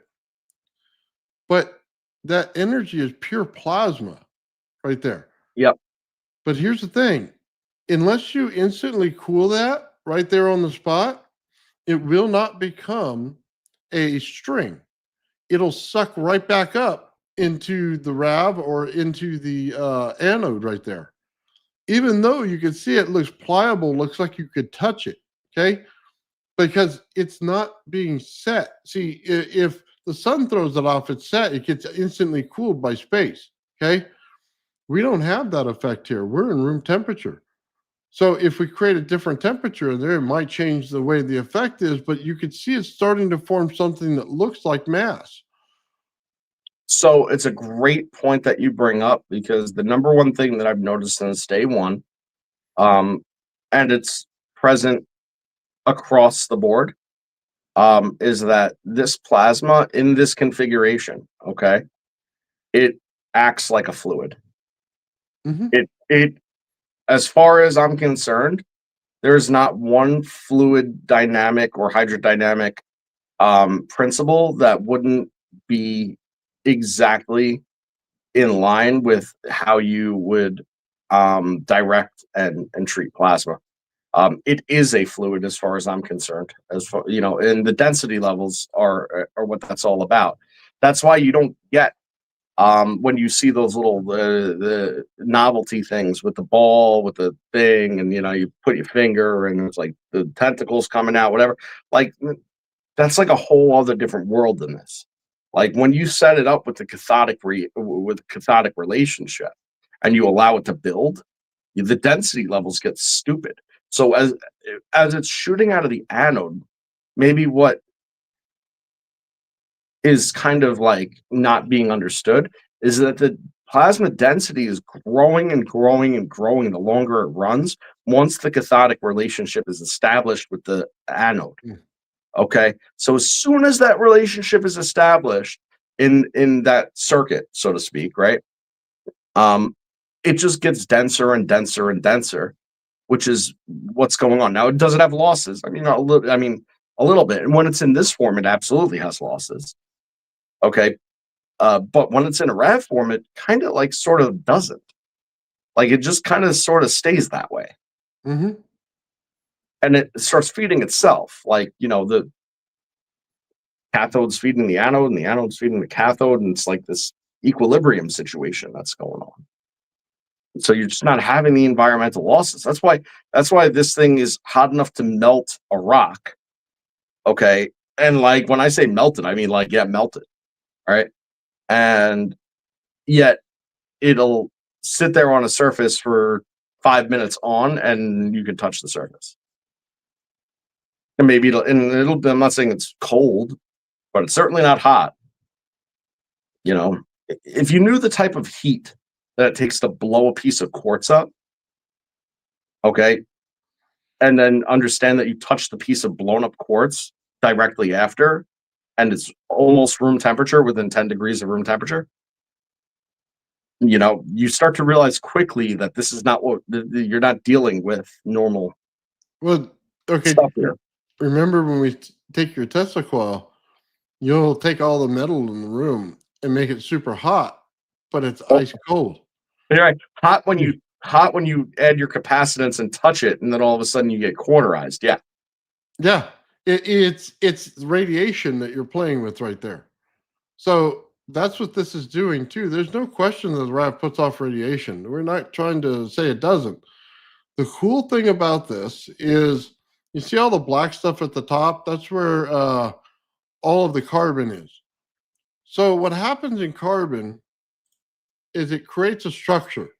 And this is what we were talking about earlier. The carbon creates a structure. There's a cavernous carbon in there, but it's doing it at frequency. Therefore, we can take out the cathode. I don't need the cathode there anymore once the carbon's formed. Once it's formed, we could just use the anode and use the carbon as the cathode in that situation because the cavernous material itself, okay, is giving us that effect. It's giving us the resonance back to it. Now, this is all in caverns and stuff like that. Who is the guy, the B guy, that talked about it? Grebennikov. Grebennikov. Cavernous structures with Grebennikov. 101 here. It is, but there's also a secondary. There's multiple foundations going on here because I agree that it's a CME effect with the porosity of the material. Okay, but that's only really at the outer layers. Like it will penetrate through over time. Like the more time that goes on, the more porosity that would ultimately fall into that state. But it still is acting as an insulator. So you kind of got to bear that part of it in mind. The tunneling that occurs, all right, with the carbon deposition, it's not carbon particles. So rinse like the whole idea of carbon being shot into this out of your mind. It's carbon ions, okay? And when it's carbon ions and they're in a certain form of resonance and then they're going into these cavities, now I don't want to make claims, okay? This is speculation, but what I am proposing is that the carbon coating that's happening in the porosity there is actually coating the each cavity with basically carbon nanotubes, more or less. And that geometric structure is probably allowing for that secondary effect. That's allowing for for the actual tunnel itself to act as a cathode effect, where it's actually if it's in resonance and it's in the opposite resonance of the cathode, right? It's doing what the cathode's doing regardless, right? So Nathan has a point there. Now, there is significance, however, to having the cathode and water in this, depending on what reaction you're looking for. If you're just looking to build a RAV, no. That's proven out. We know that. You could sustain the RAV the way that Nathan's saying, but it's a different RAV. Mhm. When you have the moisture content higher, when you have the cathode reaction within that moisture, breaking it into hydrogen, now you have another component in your RAV that makes it different. And then that particular RAV is then capable of different things. It doesn't mean that the other ones aren't capable of anything. It just means that chances of you getting fusion out of an anode only cathode is probably pretty damn low because where are you getting your electrons from? No, I Yeah. agree with that. I Sally, agree with that. Sally, where did you get your electrons from? Like a Jefferson Airplane song, I think. Yeah. Right. No, there's different ways to create this. That's what makes it so fun to play with them because you could do different things to them. The cool part is, and Gerald pointed this out, and he says it's like a laser. Okay. Just to understand the significance of this, if we're creating a laser and we know that energy goes around the wire, it never goes through it, goes around it. Okay. Understand that if it's shooting straight down, it makes a lot of sense why the anode cathode relationship is what it is. Okay. But it also means when you see plasma forming in it, that we're getting into phasing the laser. Okay. We're not just dealing with a normal laser. This is the beginnings of making your phaser because we're phasing it. Right. We're creating coherent rings of plasma around this thing. Just understand this. 1, 2, 3, 4 with the laser in the center, and we're creating this around. We're getting to the formation of the phaser. Okay. So this thing is going to burrow a hole through everything I mean, yeah, when it you gets get it in a crazy. bad state. So there's things that we're seeing right now, and I've seen it in mine to a much lesser extent, although it's there. It's also in Nathan's, and it is not so much in Sean's. Okay, and this is not, and by the way, it's not a photo effect whatsoever. But when these things are leaky, okay, what you're getting is you're getting white light, okay, in its appearance, except it's prismatic in its nature. What, Joe? What the fuck does that mean? Well, I've contemplated this too, and for me to give a definitive answer on that, I mean, I don't really know, but my best guess is this: is that you have so many different individual waveforms, okay, all separate, but riding in their line of coherence, hitching a ride with what they're in resonance with, which is how the rainbow is formed, okay, which would appear to be and appears to us regularly as white light, okay? But because it's in a separate state and it's stable, it's prismatic in its nature. It's pure white and prismatic in its nature. It is both all and everything separately, simultaneously. All right, I've seen it with, unfortunately, my own eyes, and they regret it. I've seen it, but also biasing out my camera, making sure that these are not lens effects. I know how to do it. You know what I mean? I know how to be able to do away with those things. It's there. It's there in yours way more than it is in mine. Yours actually shoots rainbow fucking lasers. I don't really understand it. That I don't have my head around. I haven't figured that one out yet.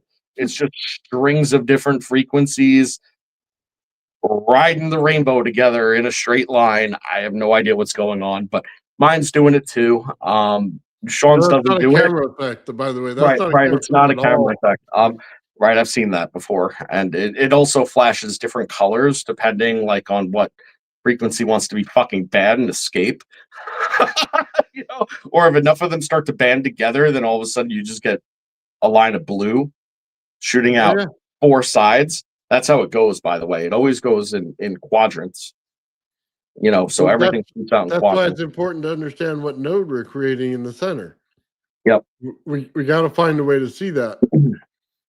Yeah. But so but it's not in Sean's. Why? Well, Sean's is actually the one that doesn't leak the light.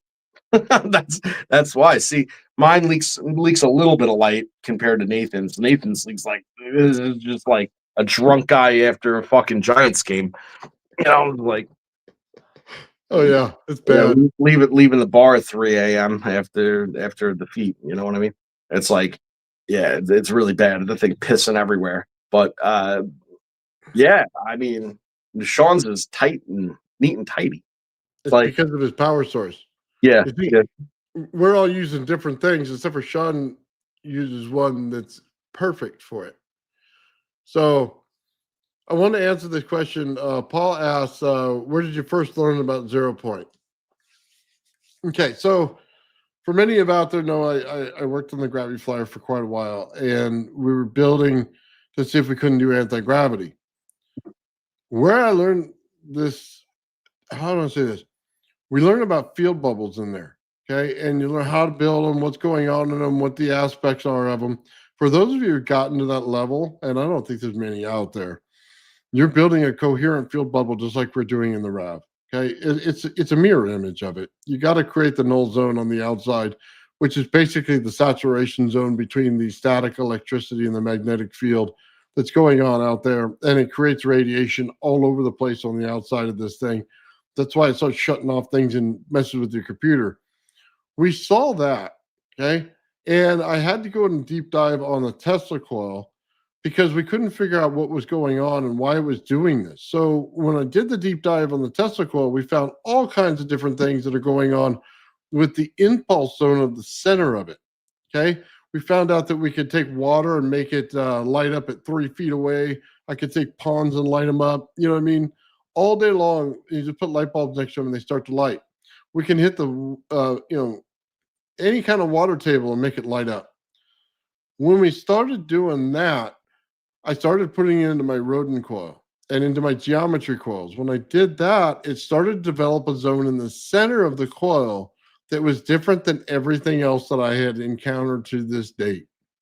It was something that felt more alive than anything else that I've ever seen in my life, and it was energy. And it was just pulsing in there. And I want to say this. It was creating something in the coil that would make a temperature differential in the room happen. It was taking the capacitance of the air from the Tesla coil and converting it into the center of it and making this thing start to freeze over in the center of it. Look, when you get to that, you understand you're not far away from superconductivity, which means that you're at the 0 point. Okay. You're at the point where you have all the energy. Now, how I got there was, through a journey of building and building and building and building and understanding. And then once we hit it and that effect happened, okay, you start to understand something different. Okay. One, your room temperature changes. Okay. It starts to bring down the room temperature in the room. You know that you're playing with the entire environment of the room. You're not just playing with this little tiny field around this thing. No. You took into account the entire room, and now the entire room is running through this coil. Okay. That's what's going on. You're in a time dilation field because of the actual way the Rodin coil is built and the way the energy flows around it. It's flowing around it while it's also creating a zone in the center of it, okay? That's how you know that you're getting into that 0 point right there. Now, once you have it, you start to see strange things. You'll go in, feels like you're running a 20-minute test. It'll be 8 hours, okay? That's actually passed, but it feels like a 20-minute test. Could be just something in your mind. You just get rid of it, okay? Not a problem. Then you start to see black things floating around your room, okay? They start to come in. You start to go, what the hell's going on? Am I going crazy? Do I need to go wash my eyes out? Did I blind myself somehow?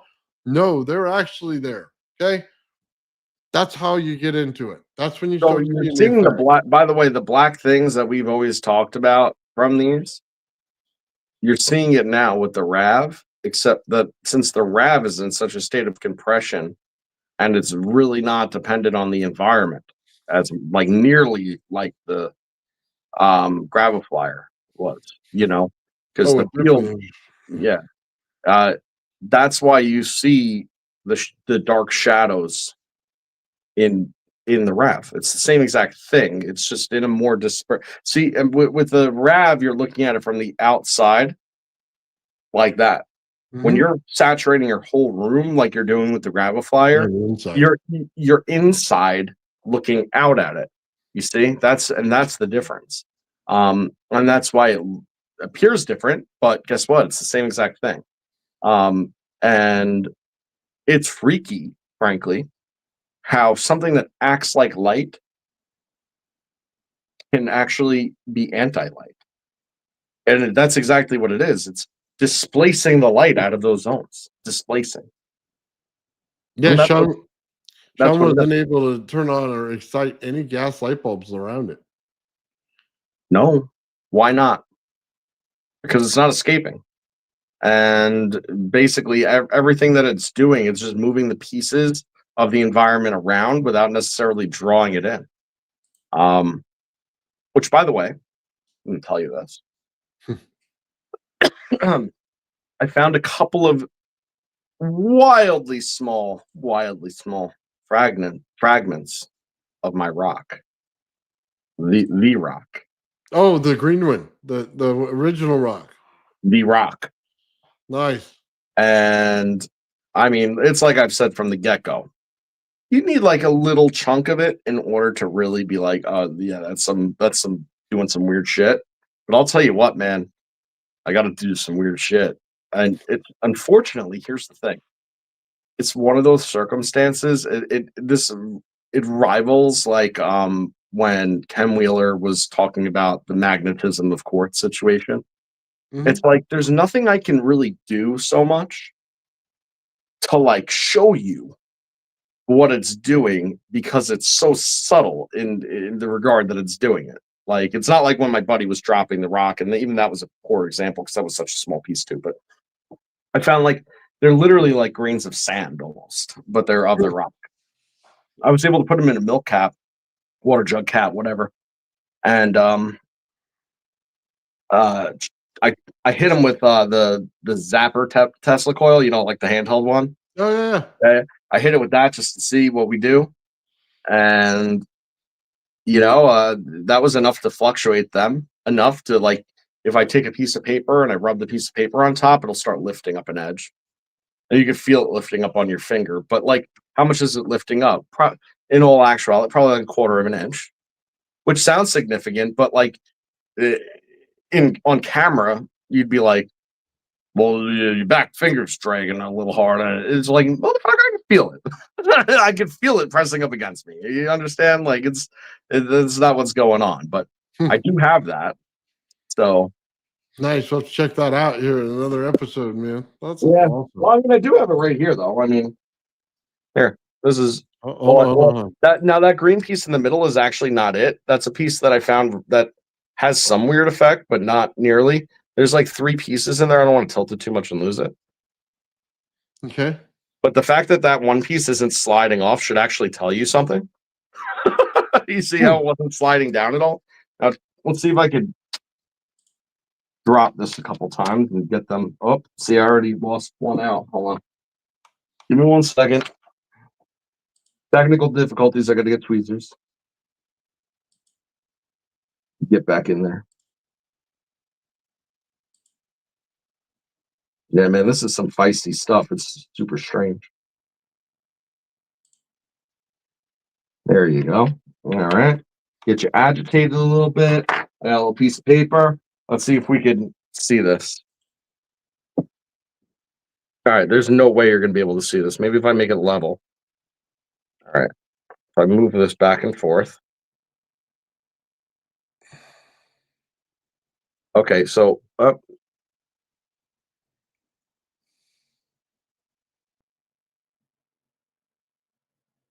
make a liar out of me. Why don't you, motherfucker? Yeah, it's not doing anything.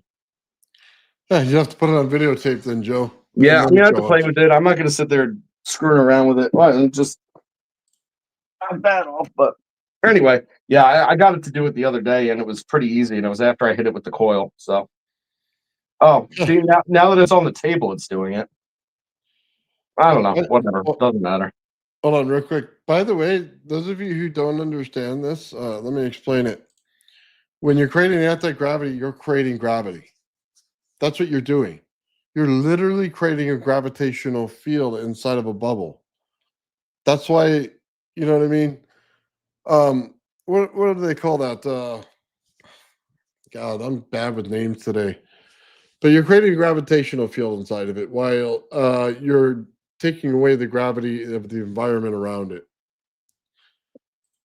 Sean, you are awesome, brother. Look at you go. Sean's hanging out with us today, hooking us up, man. Hell Helping yeah. us do some experiments, brother. Nice. Thank you, Sean. Hey, Sean, we got to show you, man. Joe lit up his crystal, man. All right, yo, we got a bunch of people watching now that I don't think were watching when we first rolled. So you want to? It's 4 minutes. Roll it again. Okay, real quick. Let me just put up the things.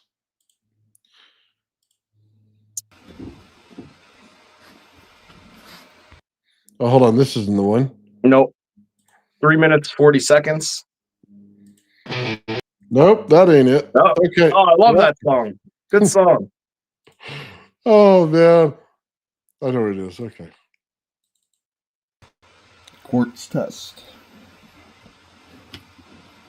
Crystal clear, double terminated. Little electrolyte solution on the stone and on top of the quartz. 14 volts. 17. Oh boy, wow. Okay, that's cool.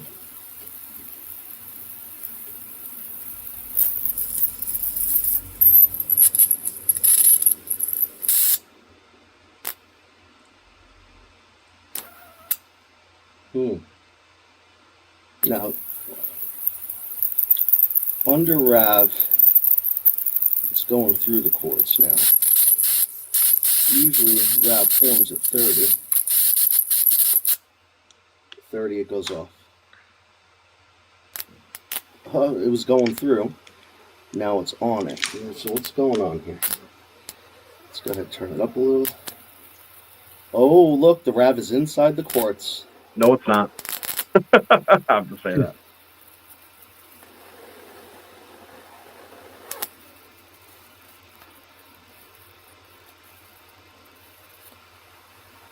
I'm modulating the voltage.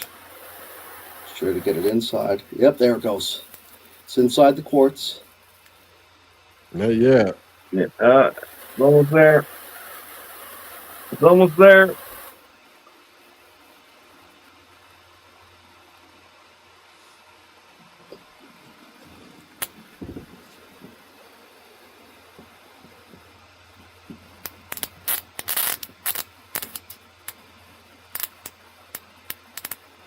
Yeah, Joe's not doing the cap bank or the ZVS. Joe's got a flare exciter, the PNP.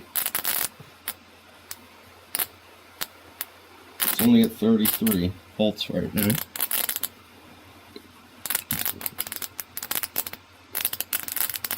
Yep. I absolutely agree. It will stay in the stone, but not the way that this is set up currently. Forms the RAV This on the is side. the first go at something I didn't even know what would happen.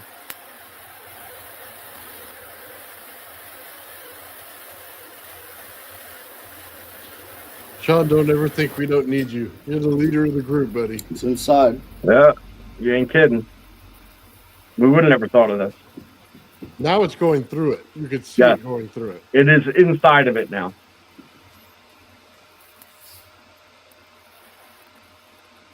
Yeah, I mean, it's still touching the ground, but I had you to can drop see the it. voltage. It's starting to. It's There's in the there power, too. yeah. It's like half in, half out. It's gonna go in now though. Oh, look at it glow. Yeah. Look at that. Oh, yeah, look at that. That's pure light in there.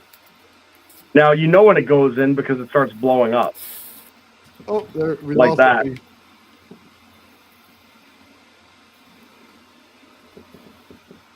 It's in there now. Oh, yeah. Yeah, there we go. there it goes. There we go. Do it again. Oh! Boom! I know the second one was the best, man. I didn't expect that second one to blow too. Oh, look at all that. Did you see all that? All right, Steamer so let's almost. do the blowing up again because that's when the rav was inside of it. So the quartz is not in resonance with this coil. That's what it boils down to.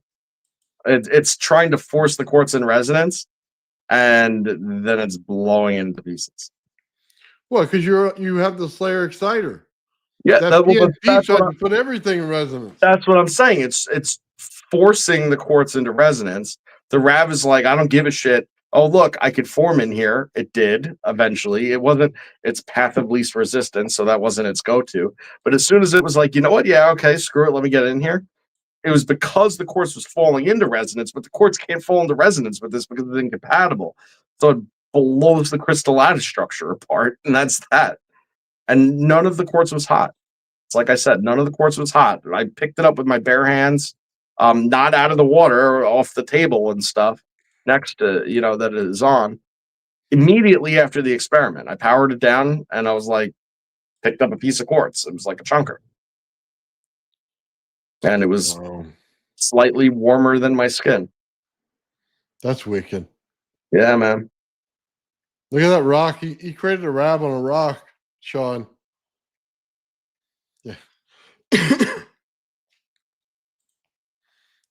Yeah, remember our safety, Joe. Yeah. I just wish that the Slayer, like that, the PNP that you put in would be more in tune with whatever you're trying to do rather than it just being, what it is. And I'm sure they have other PNPs out there that run at different frequencies. But you know what I mean? Mm-hmm. Like seeing how you built it and stuff. I mean, I could build one of those. I mean, I ain't got fancy shit, but like, I'll find something to create a heat sink out of it, key on it or something to cool it down, I'm telling you, man, this is what we talk about, how you create things and how you build things. It's all the same thing if you know what you're doing. Okay. So here I am. I do it out of an AC flyback, right? Sean does it out of one that has 4 AC flybacks in it. And then I go and put it in my Tesla coil. Joe goes, okay, I got you. I'm going to match that. So he puts it in his Tesla coil. And here we are, all different things, but it's all basically the same thing. They're all driven in this, basically the same way. Right. We're creating resonance and stuff. And then once we do, from two sides, and that's the point. You're creating resonance, but from the two opposites of a differential. That's the key. So once I knew that, I was like, oh, outside field energy, inside field energy, inverse to one another. So run the bitch. It'll work. Well, there it goes. It did. It does. Nice. That's that. And by the way, the cathode in this one does not create hydrogen because it's not negative. It's negative energy in the sense of how we describe it, but it is not a negative current. If you could get your head around that. Right? It's analogous. It's not the same. Right? So plus and minus, positive and negative versus hot, cold, or however you want to think about it, external, internal. They're differentials. They have the same relationship, but you're not going to you'll get a cathodic anode cathode relationship because of the relationship. You will not get the electrolysis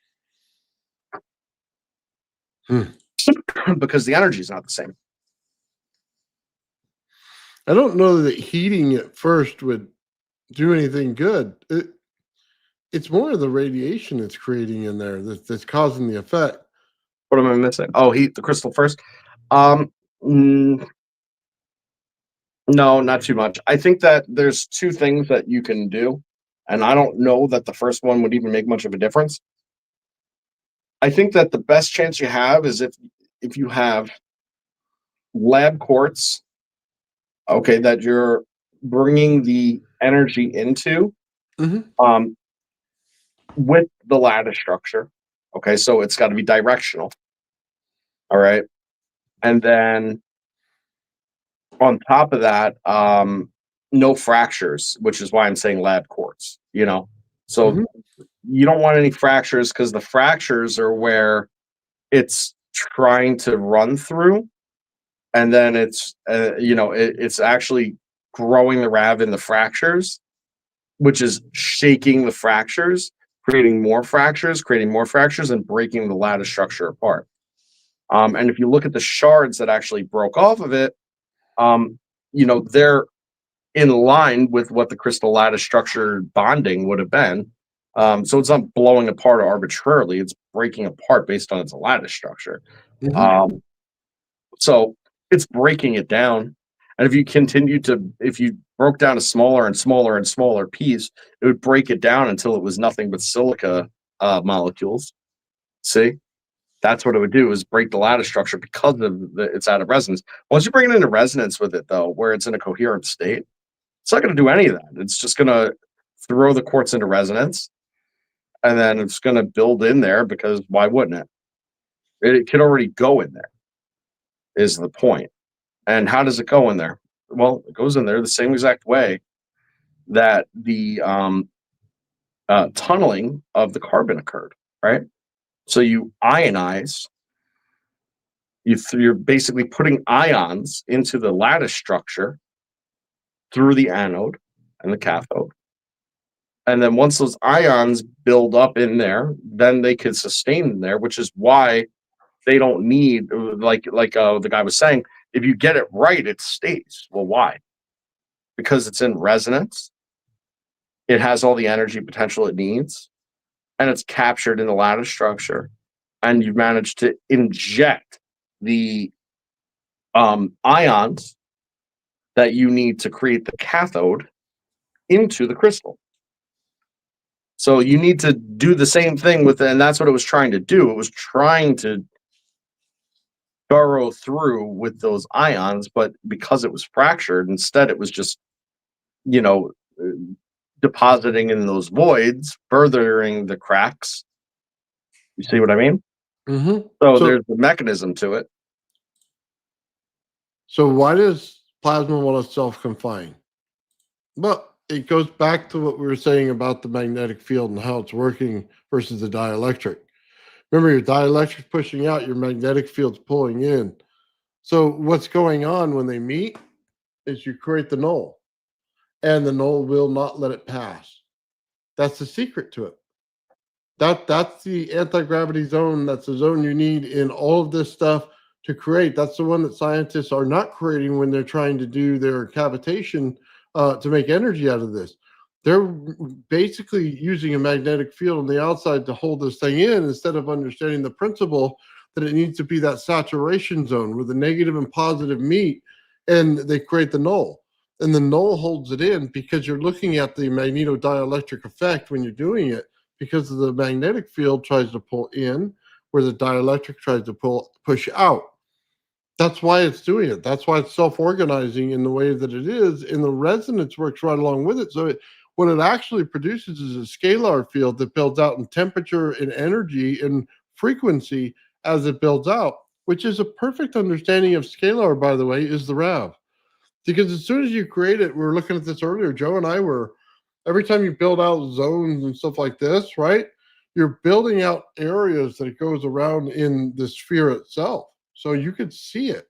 Okay. It shows up in the pictures, and some of the things that you may say are camera effects, they only show up in certain zones. They show up in certain spots, and we mapped it out. I mean, this morning we're looking at it, and it's something we're going to look into further, but it only does it in those certain zones. And that's what's interesting, because it's hitting some kind of impedance wall. And when it does, the camera effect takes over. Now, we're not saying there's not a lens effect there. We're just saying it's interesting that mathematically, when you pull from the center out, there's a correlation between distances that it does it in. Now, I went as far as saying, and I'll say it, and it's highly speculative, right? But I think that lens flares generally are misunderstood.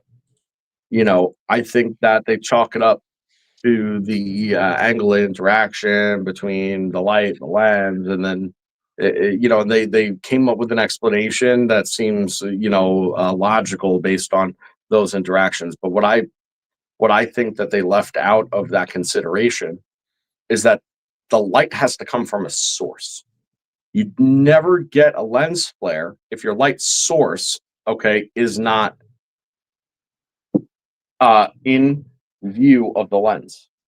Okay, so if you took a really, really bright light and you shined it from behind me, you know, or across the room at that wall, rather, or something like that, right? And then I pointed the camera at that wall away from the light source. Even if it's like the brightest light you've ever seen, you're not going to get a lens flare.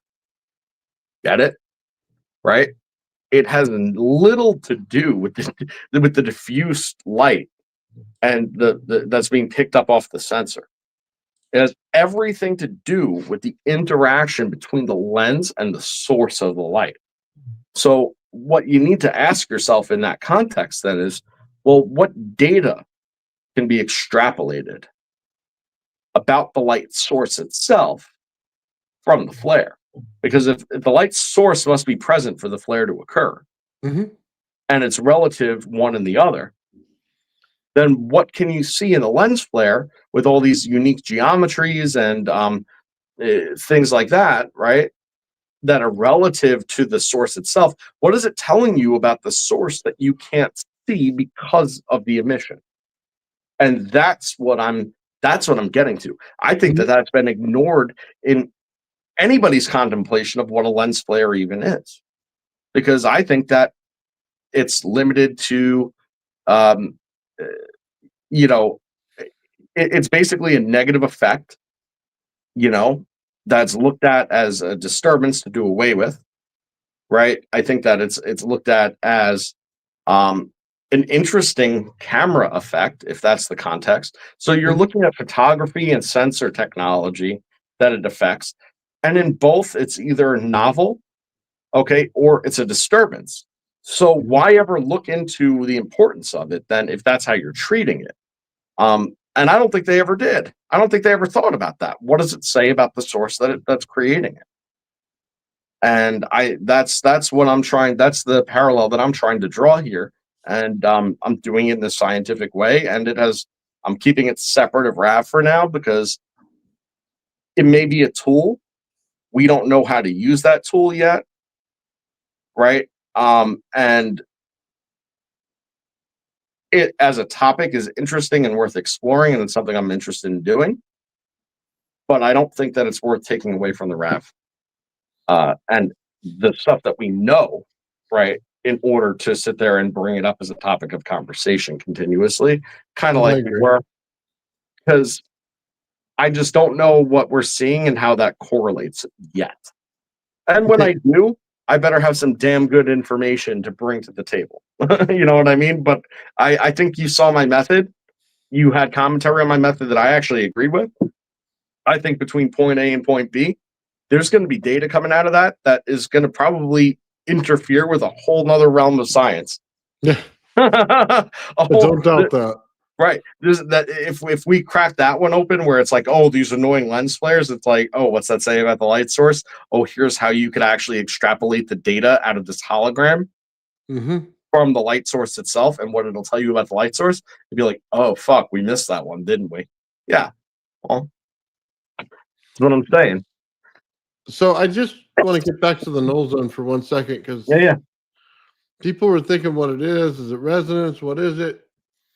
Just understand this: when you do the Tesla coil test and you have the pillar coil and the secondary by itself, okay, the center of it becomes null. Okay, you can see it in the experiment, but then what does that mean? It means it's triggering the winding on the top, it's triggering the winding on the bottom. But as it does that, you have two vortexes going into each other. What happens? It's a saturation zone. They go in there and they're at odds with each other, right? So you look at it in the numbering sequence as you go. Normally you go 1 to 1, you know what I mean, like Joe was talking about, and then it's 1 to 2, right?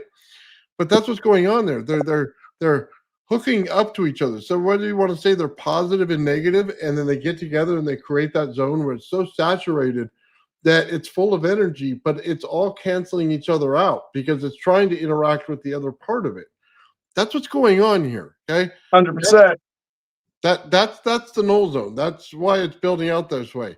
It's tuft anode. If you look it up, TUFT anode, it's the same concept. It's high voltage, exactly what we're dealing with here. It's built out the same way. It's built in that saturation zone that's going on in there.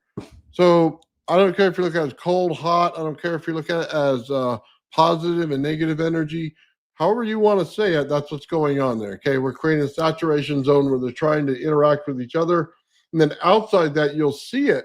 It's pretty clear in what's going on that there'll be a little bit of a zone after that where the light itself is real light and the temperature is real light, and then it gets real heavy, and then it'll drop into that zone and drop off, and then go back to doing it again. So we see that in resonance all the time, where it'll go up and it'll peak, drop off, and then come back up and peak again. And it's a well-known effect in resonance as well. So it's all of them combined, but that's what it's doing. Totally is. And that's exactly what resonance does. Why? Because it's riding each other, okay? And it's riding each other coherently, but not the same, right? Two different things in harmony. The harmony is exactly what resonance is. It's the two different things that go perfect together and don't mix. But because they're not the same, they're separate. And that's how things hitch a ride. That's how these things, stay together and stay in, and also fluctuate in sequence as well. So there'll be lulls where they're both starting to fall off, but then they start to build up again, and they build up together, and then they start to fall off together, and it happens in sequence. And that sequence might not be a duh, duh, duh, duh type of tempo.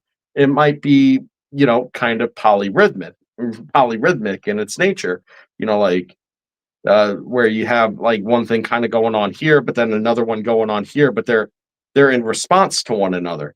So, that's sort of how it goes. Let me answer this for Sean, because Sean discovered this, and I don't think he quite saw it the same way we did.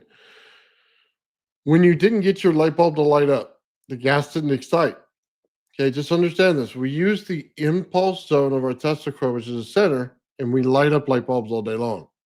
We take the outside of our Tesla coil that builds out and lights up light bulbs all the time, right?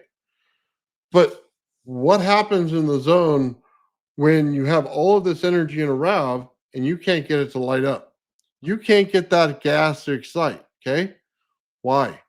Because the energy itself is going between the two itself.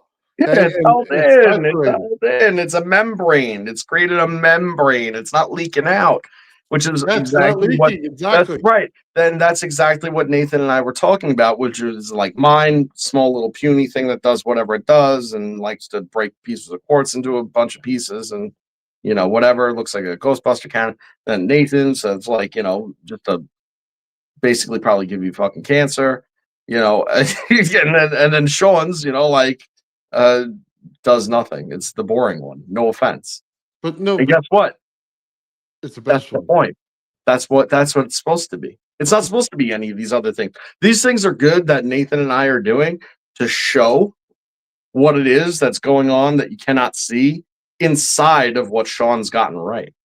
You see, because it's not supposed to be an exciting phenomena. This is supposed to be a ball that's really bright, but here it is. It's just pulsing.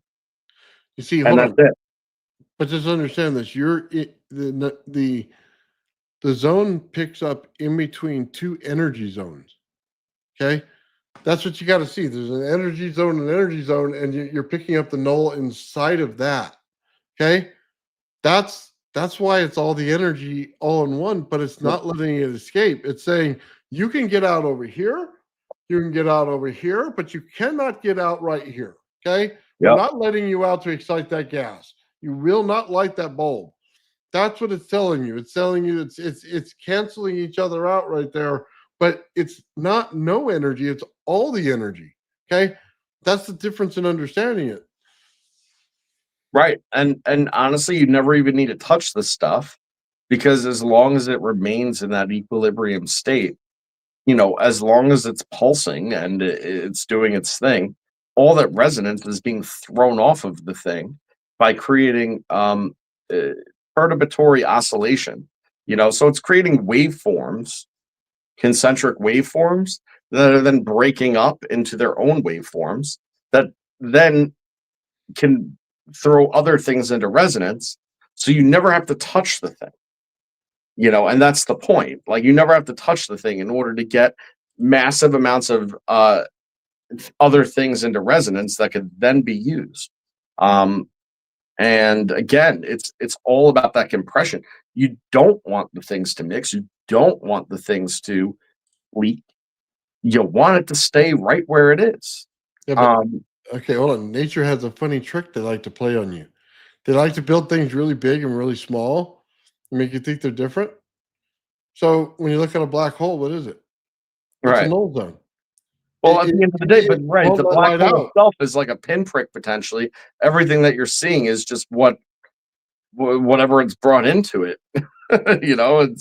That's what they say, at least. I mean, I don't really know, and I don't really care either, because frankly, I don't even think that shit is what they say it is anyway. Well, I could tell you this: it's a dark zone where all the energy is, and it shows you that in the gravitation of it. Okay, and it comes out as a null. I'm telling you, that's probably what it is. Okay, so if they say that just understand this. This is why they make this correlation. Is there a black hole in the center of our planet? If you understand null zones, then you would say, if you're correlating a black hole to a null zone, then the answer is yes. If you're not, then no. Okay, that's it. It depends on how you see it. And if they're seeing the same effects that are going on in it, then they're saying, hey, we got a gravity well in the center of our planet, which is basically the null zone. Okay, that's what they're saying. Which then they're saying the black hole is a gravity well as well. Okay, so that's how they're correlating and trying to figure it out back and forth. Yeah. Well, okay, hold on. I don't know if Lulu's still in here. I hope she is for the sake of this, but I'm going to say something probably highly controversial. I'm not stating it as fact, okay, but this is my belief at this point. When you have these systems running like this, there is this side and then there is the other side, okay? And everything that's here is also there, okay, for what it's worth. Oh, she is here. Perfect. Nice. So when you open this up, you're inviting in the energy. And where's this energy come from? Well, it's the other side of where we are. Okay. Well, this is where you get all your black zoning from. This is where you get all your weird effects from, is because when they say dark matter and all this stuff, well, it's exactly, well, I mean, I don't know that I agree with the way that they talk about it, but that's where it is. That's where it comes from. And that's what you're inviting in by opening this hole. Okay. And when you start to invite it in Mass Effect, and you have your center stable, but you got some leaky pipes, Nathan, you may get some weird shit like light that sucks all the light out. Oh, yeah. I had that one. Right. You might get something like that, right? Like the reverse of what it is, because it's like sort of like the upside down in Stranger Things, it's here. It's everything that this is. It's just there. You see? Where's there? Well, it's there. It's on the other side of that, right? And everything that's here has that opposite there. Everything. Right? Including light that you bring into the equation. So when you start separating out all your differentials, right? What we've been talking about, and you bring it into a state of equilibrium, like we've been talking about. Now you open up this hole of energy that exists somewhere, not here, but there, and you're letting that in. And then all the other differentials that come along with it, right? Like all the alternative modes of electromagnetism, like light, you know what I mean? Well, all of a sudden you have light that's dark. Well, what the fuck is that? Well, that's exactly what it is. It came from the hole and then it shot out of the hole. Well, what is that? Well, it's radiation. What is it doing? Well, guess what it does? It's the opposite. What do the opposite things do? Displace, right? So they either mix or they displace. If you look at the pictures, what does it do? You could have light riding on top of this film of black etheric emanation. Oh, yeah. It's weird, wasn't Okay. it? You can't, until you see it, you're like, and then you try to wrap your physics head around it, right? And then you try to wrap your engineering head around it. Then you try to wrap your polymath head around it. And then you're just like reaching in every place that you've ever been. And then you're like, that's what's happening. And that is weird. So yeah, all the fancy collider particles that, like to get brought up after this show on Friday nights. Lulu, I love you. This is what I said, and I don't even know the names of them because it's like, to me, it's not that it's fiction, it's real science, but like, it's just silly the way that it goes about, in my opinion. The whole point is, What about that collider? Well, the collider is ridiculous, but that's not the point. All the different names that they have for all these different fundamental particles, but what they don't realize is that it's just different size of broken apart shit that is spinning because of its rotational vector being interfered as a result of interaction. And then they give it a name and they're like, this is unique. This is what it does. It's like, yeah, okay. That's fun. I know how those are made. But yeah, that's where the dark stuff comes from, is when you open up the 0 point and then you have leaky pipes, you get dark stuff. Oh, that we had black light. Like, that's what I'm saying. Like black light. It's black light, man. It wasn't black light like purple, like we're associated with. No. Pure black. It's void. Right. You leak void. You leak void into the world. Like creepy stuff in the movies. You know what I mean? That's what it was. Yeah. I had never seen anything that looked as black as the back of a cave, and with a beam of light riding right on top of it. And then it's diffusing like light would, and then you're just sitting there scratching your head like, what the fuck? And then you realize, oh, it came from the hole. It came from the hole because of Nathan's leaky pipes, and it's probably like black gamma radiation. You know what I mean? Like, or dark. Oh, pardon me, black. Did I say black? Dark gamma radiation. Whatever. You know what I mean? Like, whatever you want to call it. Oh, Some shit from the other side that's opposite than the thing that we got here. it's in Plato's cave. That's about what it felt like. Okay. Could you imagine if light in the other side was all shadows and your shadows were light? Because isn't that the inverse? Wouldn't that be the deal? Oh wow, I never thought about it that way. Yeah, right. So you got this black shadow shining on you, and you're like, man, it's bright, dark, or whatever, and then it's like this big light shadow thing going on. Oh man, is that my refractive light? Nathan, have you got a picture of that accessible in which I've shared with you? Because I pointed out several of them. I don't know. Show me that, because it is wild. It is wild. It also rides the infrared spectrum, by the way. There's like a layer of that. It's like layered, strange. I don't know. Okay, give me a second. God, there's so much in here. Yeah. Document. Yeah, tons of pictures, man. Okay. Lulu, you're gonna like this. This is like, I don't know what dark realm, dark matter, dark energy, dark something, dark light, dark. I have no idea, but you're gonna see it. It's dark, and it came from the hole. And one of the three, at least, and then it leaked, because of Nathan's haphazardness. To the point where you're like, I'm gonna stop doing this until I get a Geiger counter. Wait until it starts reverse chirping, and it's like not radiation. It's like the other radiation. So it's like whatever sound it usually makes, it just makes like the inverse of it. I don't know what it's gonna do. Let's see. I don't know if it's this one or you could see the. It's like in most of them, you could see it there, but it's not. That's not the best example. That runs okay. That's not a bad one either. That's still not the best one, but where's the silk? That's the one that showed it. I don't know. You're running high IR at that point. Okay, getting there. There's one where it's like, oh my god, what is that? Yeah, you start to see it in this one when you get over here. Okay, yeah, that one was pretty good. That one was pretty good. So yeah, zoom in on that. It looks like a silt over the top, but that's still not the best one. Hold on.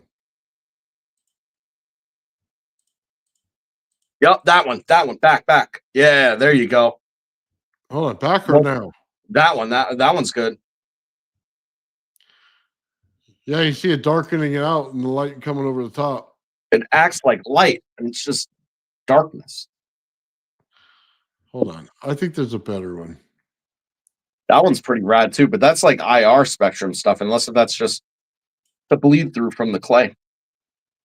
Yeah, well, you're getting black all over the clay. Oh no, that I think that is it. To be honest, like I mean, they're all it. The whole point is which one shows it the best. They all do.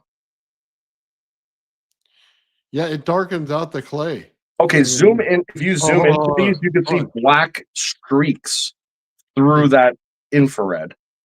Oh, you can see it right here. Look, there's black silt on it. There's no black silt on that clay. No. And you can see the light coming out to the left. You know what I mean? It's blackening out the clay over top. Yep. That's wild, It's man. just a shadow, man. It's shadow light. It's super strange. Oh, I think here it is, Joe. This got to be it. There was one where I looked in and I was like, dude, that's like layered. You could see it like actually interacting with the light, and it was separated from it. It was super weird. Yeah, this one looks like it's dirty clay, but all that black over there, it's just light. Yeah. Strange. Weird.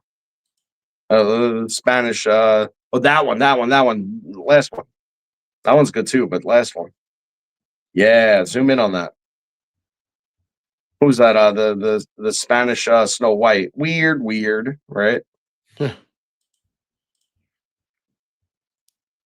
Yeah. I don't know, man. Letting the goblins in. Crazy, man. Some of the stuff. Zapping everything, man. Oh, that one was crazy. Yeah, look at that shit. Yo, zoom in on that last one.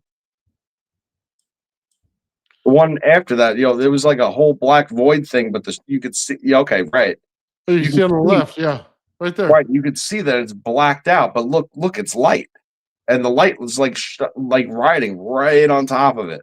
It's just all zoned out.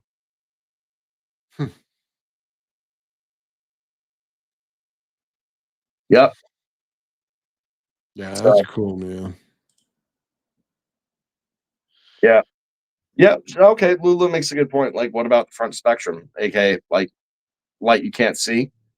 I mean, it was riding in infrared, so is it possible that that was just pure infrared? I mean, possibly, except for the fact that I also, this is not what you were seeing. Like with your eyes, black, right?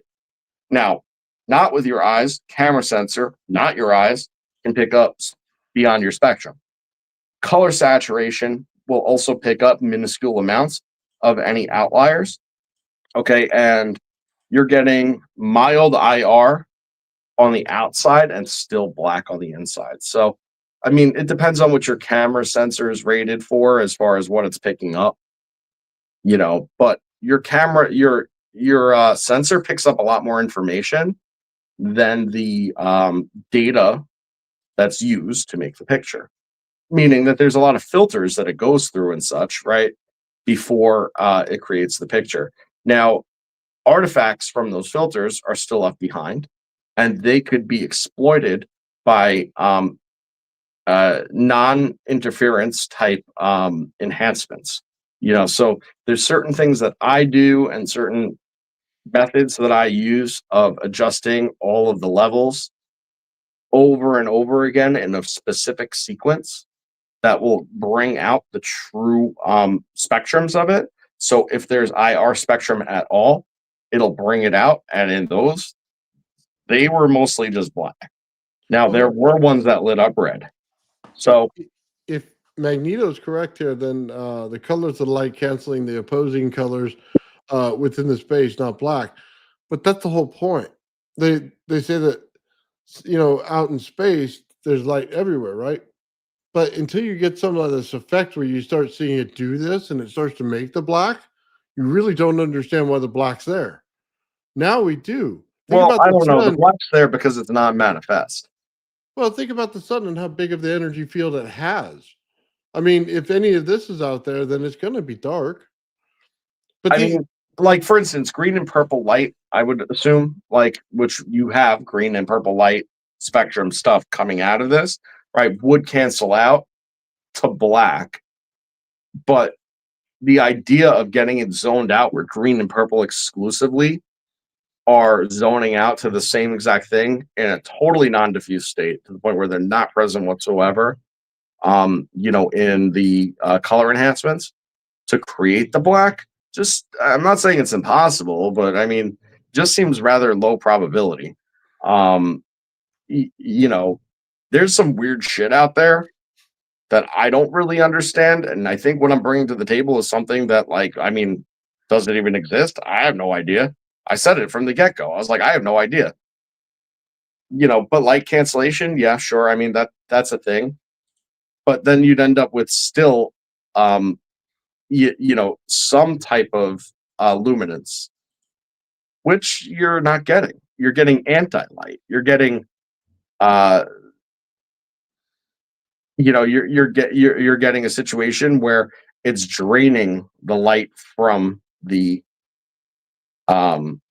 zone entirely, but still still responding in a way that other frequencies that would otherwise mix are able to actually ride on top of it. So I don't I just, I don't know. whole different thing going on there, It's huh? a whole different thing going on, man. It's a whole new ball game. You open up the hole that the worm jumps out of and jump back into, same exact spot. And you never know what else is going to come out. Maybe you get like a little plasma bead guy that comes out. Oh wait, that happened too. Like consolidated purple plasma entity blob that looked like jello jumping out, and that guy shot out though. He was gone. He was like, nah, I'm not coming back. Well, I'll go ahead and show that for everybody. So there's a lot of people in here watching. We'll show what we're talking about here. Yeah, see, Magneto says green and purple canceling out. My pics show transparent, not black. And that's the point, is that this is black.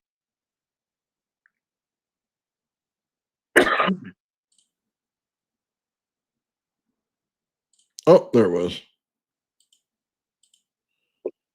There's that little piece shooting right out. Bottom right-hand corner. Yo, you didn't show Sean me blowing up the piece of quartz yet, did you? I think we did. Did we? Oh, man. I don't remember. Yeah, you can see it down here on the bottom. It looks like a string, but it's actually coming right out of this thing. You can see it. It lines up. Boom. Yeah. Right out of the lightning itself. Kink defect. That's what they call that. It's a twisted plasma filament under compression. Asymmetric compression at that. Which that's that satellite's fault. But that's the ghost worm. We sell t-shirts. You should buy one. They're dope. I don't have one yet because I can't afford it. You put it in the magnetic ring. Nice. Yeah. That magnetic ring's where it's at. And frankly, when it comes down to somebody said it in the chat before, and I apologize, I forget who it was, but they said to stack quartz and magnets, and I don't really agree with that. What I do agree with is a large ring magnet. Because I think that that might be enough to coax it into the quartz. That's what I think. And I've already had that thought, so playing with it. Yeah, we're starting to see some cool effects out of that thing, man. So we had to hold a little back until everybody decides that we're ready to go forward, because the next leap into this is it gets big, because we're going to get into multiple revs. Okay, what they're doing, why they're working together, how we're building them. There's different things that are going on in the geometry around them once it does happen. There's a lot of testing, man, that's going on in this. And let me tell you something, if I'm getting zapped, I'm getting a lot of it. So that's why I started doing my Rodin coil for a while, because at least that energy, I know I'm okay. Some of this other stuff, man, it's exotic.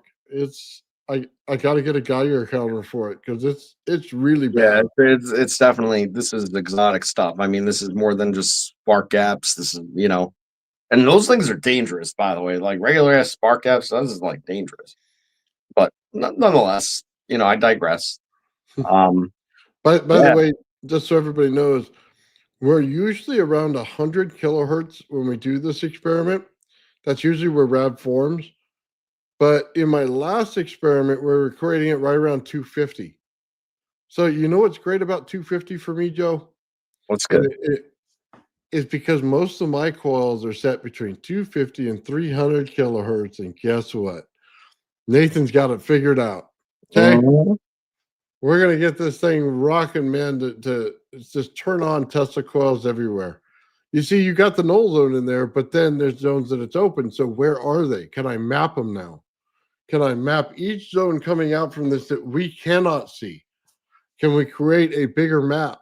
And that goes to the picture we were talking about, Joe, Damn and right. where that bullseye goes, Mhm. because then it's reinforcing the fact of what we're seeing there. And I think that whole camera angle thing, to me, is like getting the treasure map and saying, here you go. Here's what we think's going on. Let's find the treasure now. So let's look at the places it's telling us to look. And So the then we funny go thing and about find right. each thing. So the funny thing about it though is that like when you're looking at a video or a photo or any type of documentation that you're trying to take in that regard, any sensor, okay, for the most part, there are ones. We're not going there. Um, you're taking it a 2D. It's a 2D situation, okay, Mhm. and there's always got to either be a lens or even if it's a bare sensor, there's a relationship between the surface capturing and that of the outside environment that it is capturing. Um, and the only way to figure all that out is to use concentric ring grids, which is exactly what I'm doing. And I came at it from one perspective, which I stand by. But then Nathan said from another perspective about analyzing this data, right? Um, actually bringing that grid and then placing it more object centric.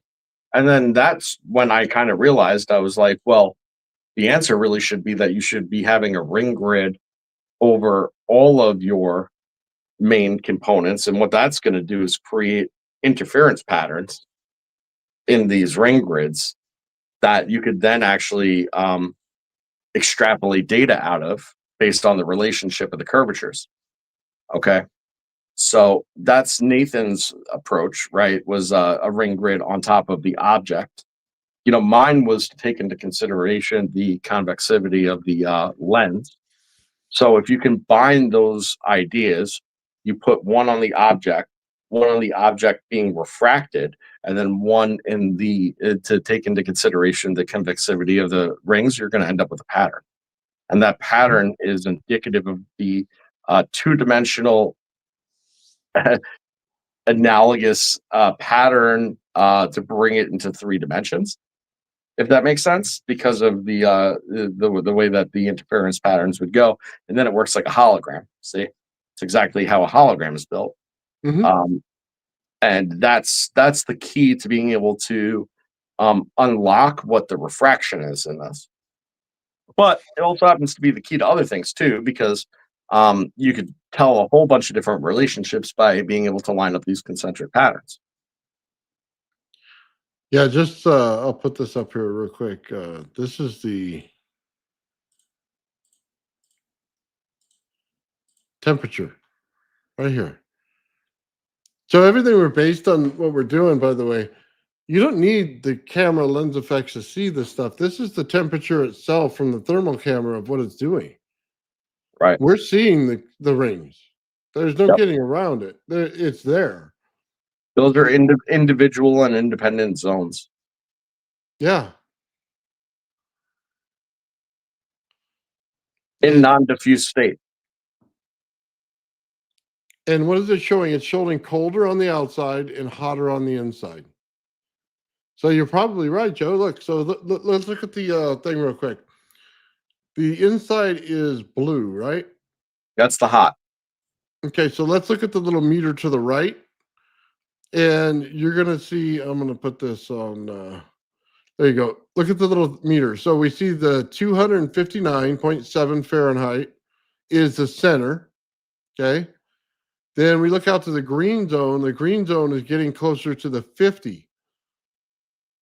So what we're looking at is hot zone in the center, and then it gets colder. So you're probably right when you mentioned that earlier.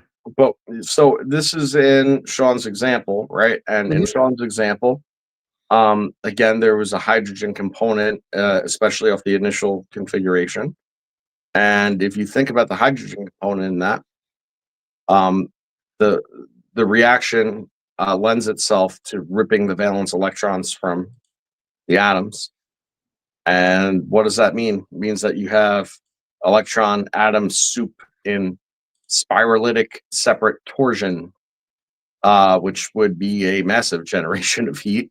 And on the outside plasma, you have a different situation where your plasma is oxygen and nitrogen, and those oxygen and nitrogen molecules are far less apt and under a far less amount of compression and torsion to create that same effect. Plus, their availability of the valence electrons isn't there, so the temperature differential in that circumstance is expected, and that's where the feed comes from too. Like I was saying about, so you got to let some of those electrons out. You just can't let them in, can't just be stuck in there. So that's why there's got to be a feed in order for fusion to occur.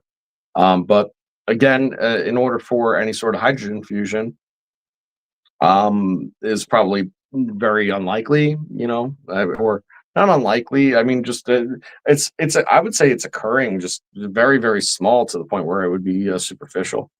I don't know. That's just an opinion. That's why I feel like to up it, you need deuterium. But Sean was asking why if okay, it's 80 degrees Fahrenheit outside, but the degrees go down to 50 degrees on the outside field. Remember when we're talking about 0 point? We're talking about temperature differentials. If the inside is super hot, where's the outside going to be? Super cold. It's building out because that's the way the energy flow is. That's where the temperature differential is flowing. That's why it's doing it. It's reacting and creating its environmental condition based on what you're doing, because you're pulling one to an extreme, so the other must pull to an extreme beyond its normal point to get it there. Right. It's So like it'll flow. it's like, think about it. If, let's say, you can't swim, right? Well, you can't swim and you go into water, you sink, I guess. I mean, you probably somewhat float. You've got some neutral buoyancy going on, but you panic and you end up drowning. Whatever, you end up going to the bottom. Well, if you take a wave, you could easily skim the top of the wave. Why? Oh, surface tension, torsion, those sorts of things. Which surface tension and torsion are, directly related to one another, right? So whenever you put something in motion like this, it's going to have that certain amount of torsion. That torsion is going to, keep everything out. It's the difference between sticking your hand into a bathtub and sticking your hand into a crashing wave, right? Crashing wave knock your hand, doesn't want your hand to go in it, right? And it's like throwing a tennis ball, at a prop plane sitting on a tarmac that's got, that's still strapped down, versus throwing one with running propellers, right? Yeah, you can't throw a tennis ball through running propeller. Well, same situation. It just doesn't allow it to pass. That's torsion. Keeps it out. Keeps it separate. Can't mix. Different things can't mix. So the hot stays in the hot, and the cooler stays in the cooler, and one keeps the other one in, and then they are like, well, we're in resonance, which is why we are doing this dance in the first place. So what do? Fall into beat, go into pulse, go into pulse. Well, what do you get off of this? Pick up the pulse, get your energy. That's it. It doesn't take a lot to maintain these reactions once they're going. See, that's the part about my shit RAV that I didn't tell you about. See, it takes 30 volts to get it going, but I could drop it all the way down to like 6. Yeah, once it's up and going. It still kind of have it. I mean, listen, it's like, it's probably the size of a needlehead at that point, but didn't go away. It's still there. It's still, so you've reduced the energy greatly, and it's still like, I'm already in a stable state. I'm not leaving the stable state. Well, You can't start it there, but you could keep it there. You know why? I keep telling you this. It's the amplitude of the resonance, because the Slayer exciter you're using is all amplitude. It amplifies everything. It's not like a ZVS where it'll go amplitude down. No. That TMP is amplitude up all the time. All it is it's the swing situation where like it's just pushing the swing like rather than once every 3 swings, it's just pushing the swing every single time. That's it. Yeah, there is a ratio relationship between the plasma and the rings. Yes, and just so we're saying rings right now, but it actually builds out in spheres. So just keep that in mind. It shows in the ring and temperature and stuff like that, because just about every camera starts to put these things in 2 dimensions. Okay, when they're actually 3-dimensional objects. Right. It's a cross section. That's all it is. And I mean, I've went as far as saying, like, if you're looking at a 4D object, blah, blah, blah, so on and so forth, tethered to the 3rd dimension, your pulsation could easily be actually extrapolated as a 4D object moving in and out of space. That Like, pulsation's messing with the people don't love vacuum. that, but No, that pulsation is directly pulling the vacuum. That's what it's doing. Right, an ether pump. Yeah, But Nathan, cool. What is an ether pump? Let's say that the ether exists beyond this dimension, and then you have an object that exists beyond this dimension, it's moving in and out of our dimension, right? In oscillation. So it's tethered, but it's moving back and forth. Well, it's bringing from here and pulling to here, and bringing from there and pulling to here, and bringing from there and pulling to here. It's the same exact shit I'm saying. That's exactly what I've been saying. Every time you see that, I'm thinking like Stargate Atlantis, and they have these 0-point modules, right? And they're talking about pulling in space from another dimension, and that's exactly what I keep imagining in my head every time you say it. Well, it's my opinion that that's what's happening, and again, I know that some people don't like that. Very, very smart people who I respect highly have been like, "Do you understand like the issues that bring a 4th and 5th and 6th spatial dimension and beyond spatial dimension to the equation actually creates?" I'm like, I don't really give a shit. I think that's what it's doing. I in my belief, I think that that's sort of what's happening. I really do think that there really is some like there, but it's right here, but it's still slightly out of phase. That's what I believe. Okay, so just let me ask you, is that like a ghost state where you get ghosts that are just slightly out of phase from us? Sure. That's right. Yeah, something like that. And like when you go into deep meditation and stuff like that, it's just a matter of a phase change. That's all it is. So changing your frequency, tuning to another channel. What's the other channel? Channel's there, not here. Well, go ahead and explore. And it's much different, right? And then there's different stuff there and things that you could bring back, and bring energy back, bring knowledge back, you bring, there's things you bring back. I would say it's similar, but it's not. It's just the same. It's again, reality is stranger than fiction. Yeah. Well, here it is. Why is it a sphere instead of anything else? Because you see it's a sphere. As soon as you create a RAV, it's like a ball. It's 100% a sphere. And when you see those things build out, and you see everything, whether it's a camera thing or it's the temperature thing, you got to remember those are cutting it down to a 2D image. But it's actually it's a toroid, Nathan. Well, I don't think it's a toroid. I think it's a It's sphere. not a torus, it's a toroid, which is a sphere with I thought you were talking about the donut thing. I'm like, it's not a donut. Well, no. Okay, so a torus is a torus is a torrid. It doesn't. It's the same and different at the same time.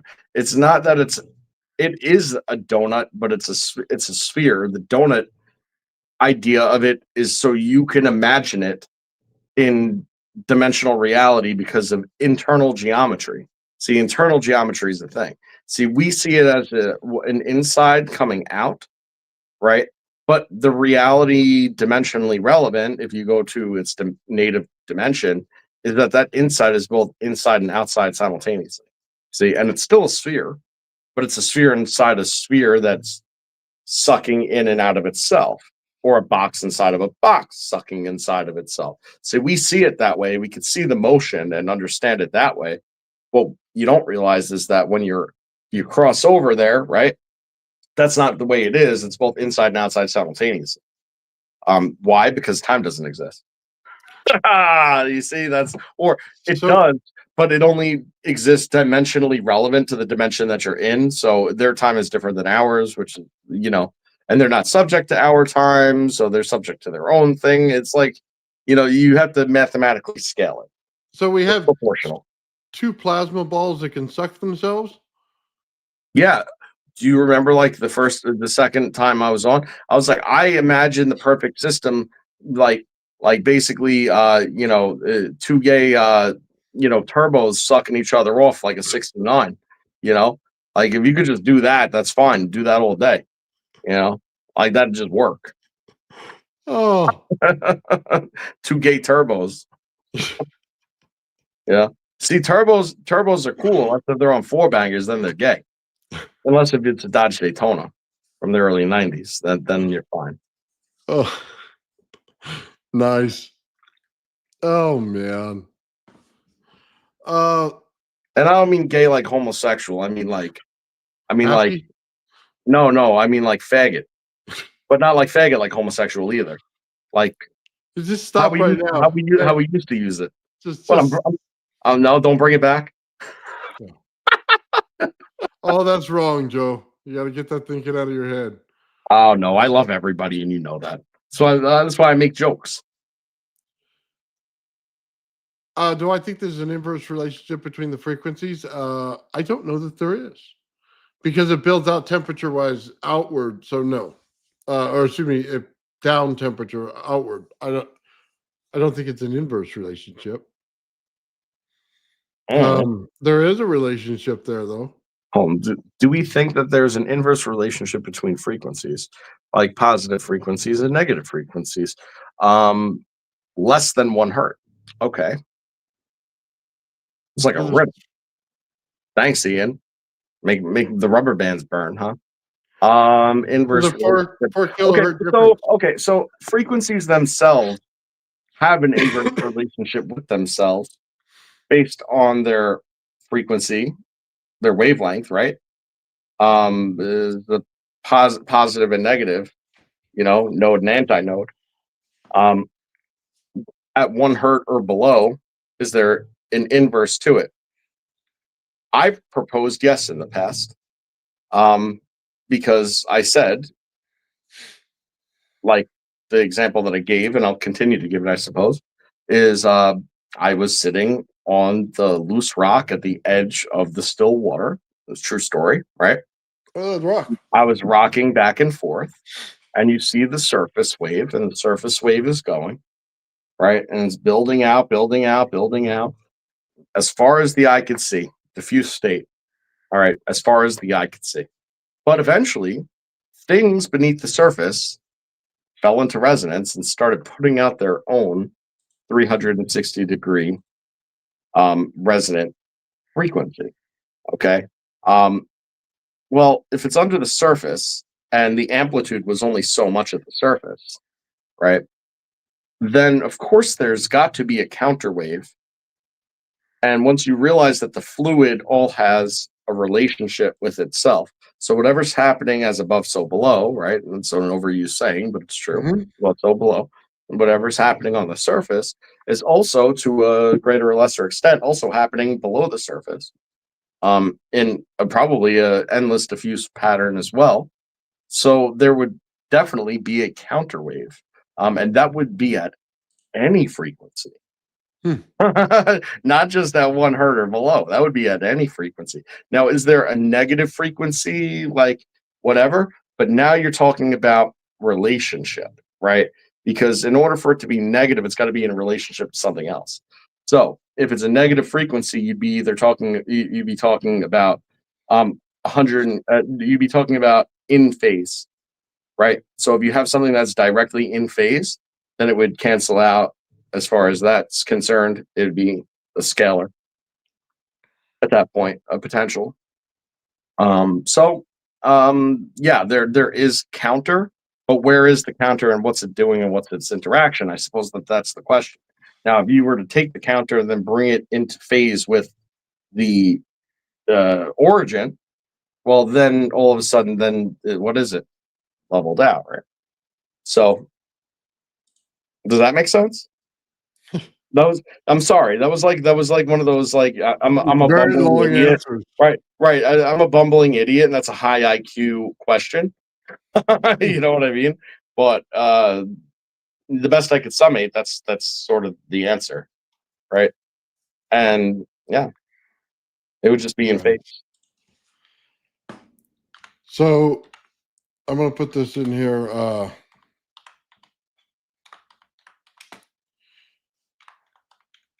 We are doing a show later with Mike Faraday, and he just announced.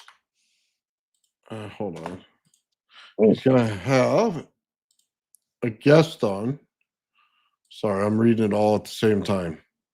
Steve from Tesla Tech is going to be on Mike's show tonight. Nice. So there's the link to it right there, and that'll go on in an hour from now. So if you guys are interested, man, pop over there and lock in, man. It's a pretty fun show, man. We have a lot of fun over there. A lot of commentary from everybody, man.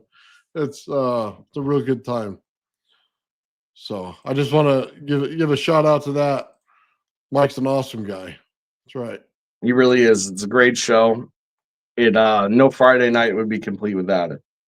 Yeah, no kidding. All right, guys, it's about 3 hours. So I gotta make dinner for the family and then get over to Mike's show, hang out there.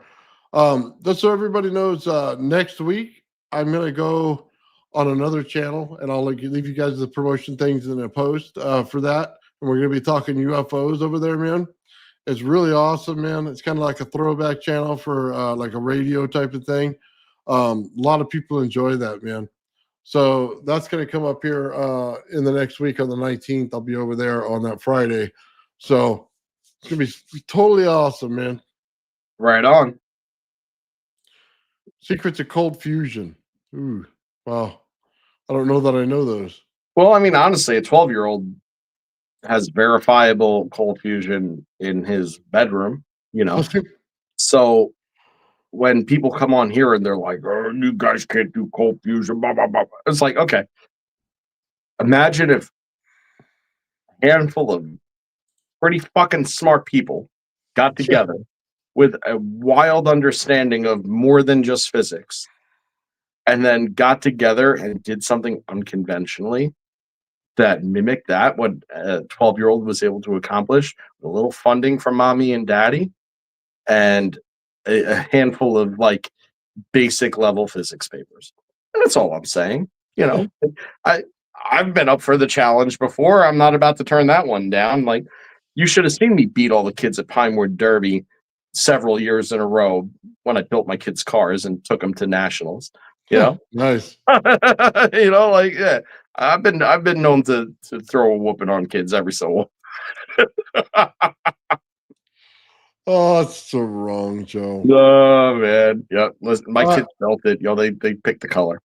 All right, guys. Steve from Tesla Tech's going to be on Mike's show. Here's the link one more time. I want to thank everybody in the chat today. You guys are awesome, man. I want to thank Darren for kicking off the show, man. Giving 5 Old Man Builds memberships, dude. Totally awesome to do. And Sean for your 20 slip, brother. Thank you. Yeah, I want to thank Jiggle Jess, man, for the $2 donation, man. I also wanted to get out this real quick. Yes, frequency matters in the geometry because geometry is frequency. Yes, I do understand that. I wanted to go over that. And then Sean, awesome, brother. Thank you very much, man. Me, Joe, and Sean are working on the rap thing, man. It's totally awesome. We make a great team together. But thank you very much for the donation, Sean. It goes a long way to getting the experiments done, man. Thank you. Right on, man. We're killing it, and you guys are along for the ride and a huge part of it. You know, everything that you say, we always go back and read, and you know, you guys are just as much a part of the team as everybody else. So thank you guys so much. Absolutely, well said. Thank you guys very much. Have a great night. See you All for right. our mic show in about an hour. Peace and love. The old man Bill. The old man Bill. The old man Bill. The old man builds. The old man builds is broken in the head. People not seeing reality has put them in the red. Where conscious and spirituality been stricken from the norm and replaced with the ignorance of basic magnetic form. The geometry of God keeps running through his head. That's what makes old man builds broken in the head. The old man builds. The old man builds. Spheres of destiny are spinning in his mind, making him travel back and forth in time, battling the establishment for just a little recognition. Has him forcing the world to understand his premonition. That world will have all the technology in the end, even if it means his life will fail to extend. The old man builds. The old man builds. The old man builds. The old man builds. Fears of destiny are spinning in his mind, making him travel back and forth in time, battling the establishment for just a little recognition. Has him forcing the world to understand his premonition. That world will have all the technology in the end, even if it means his life will fail to extend. The old man builds. The old man builds. The old man builds. The old man builds.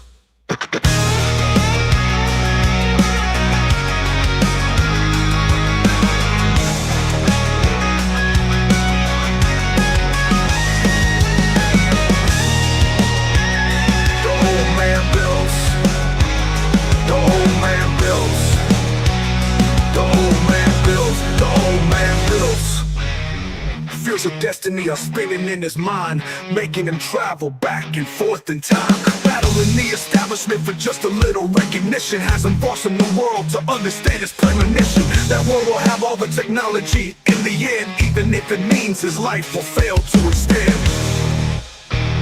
The old man builds.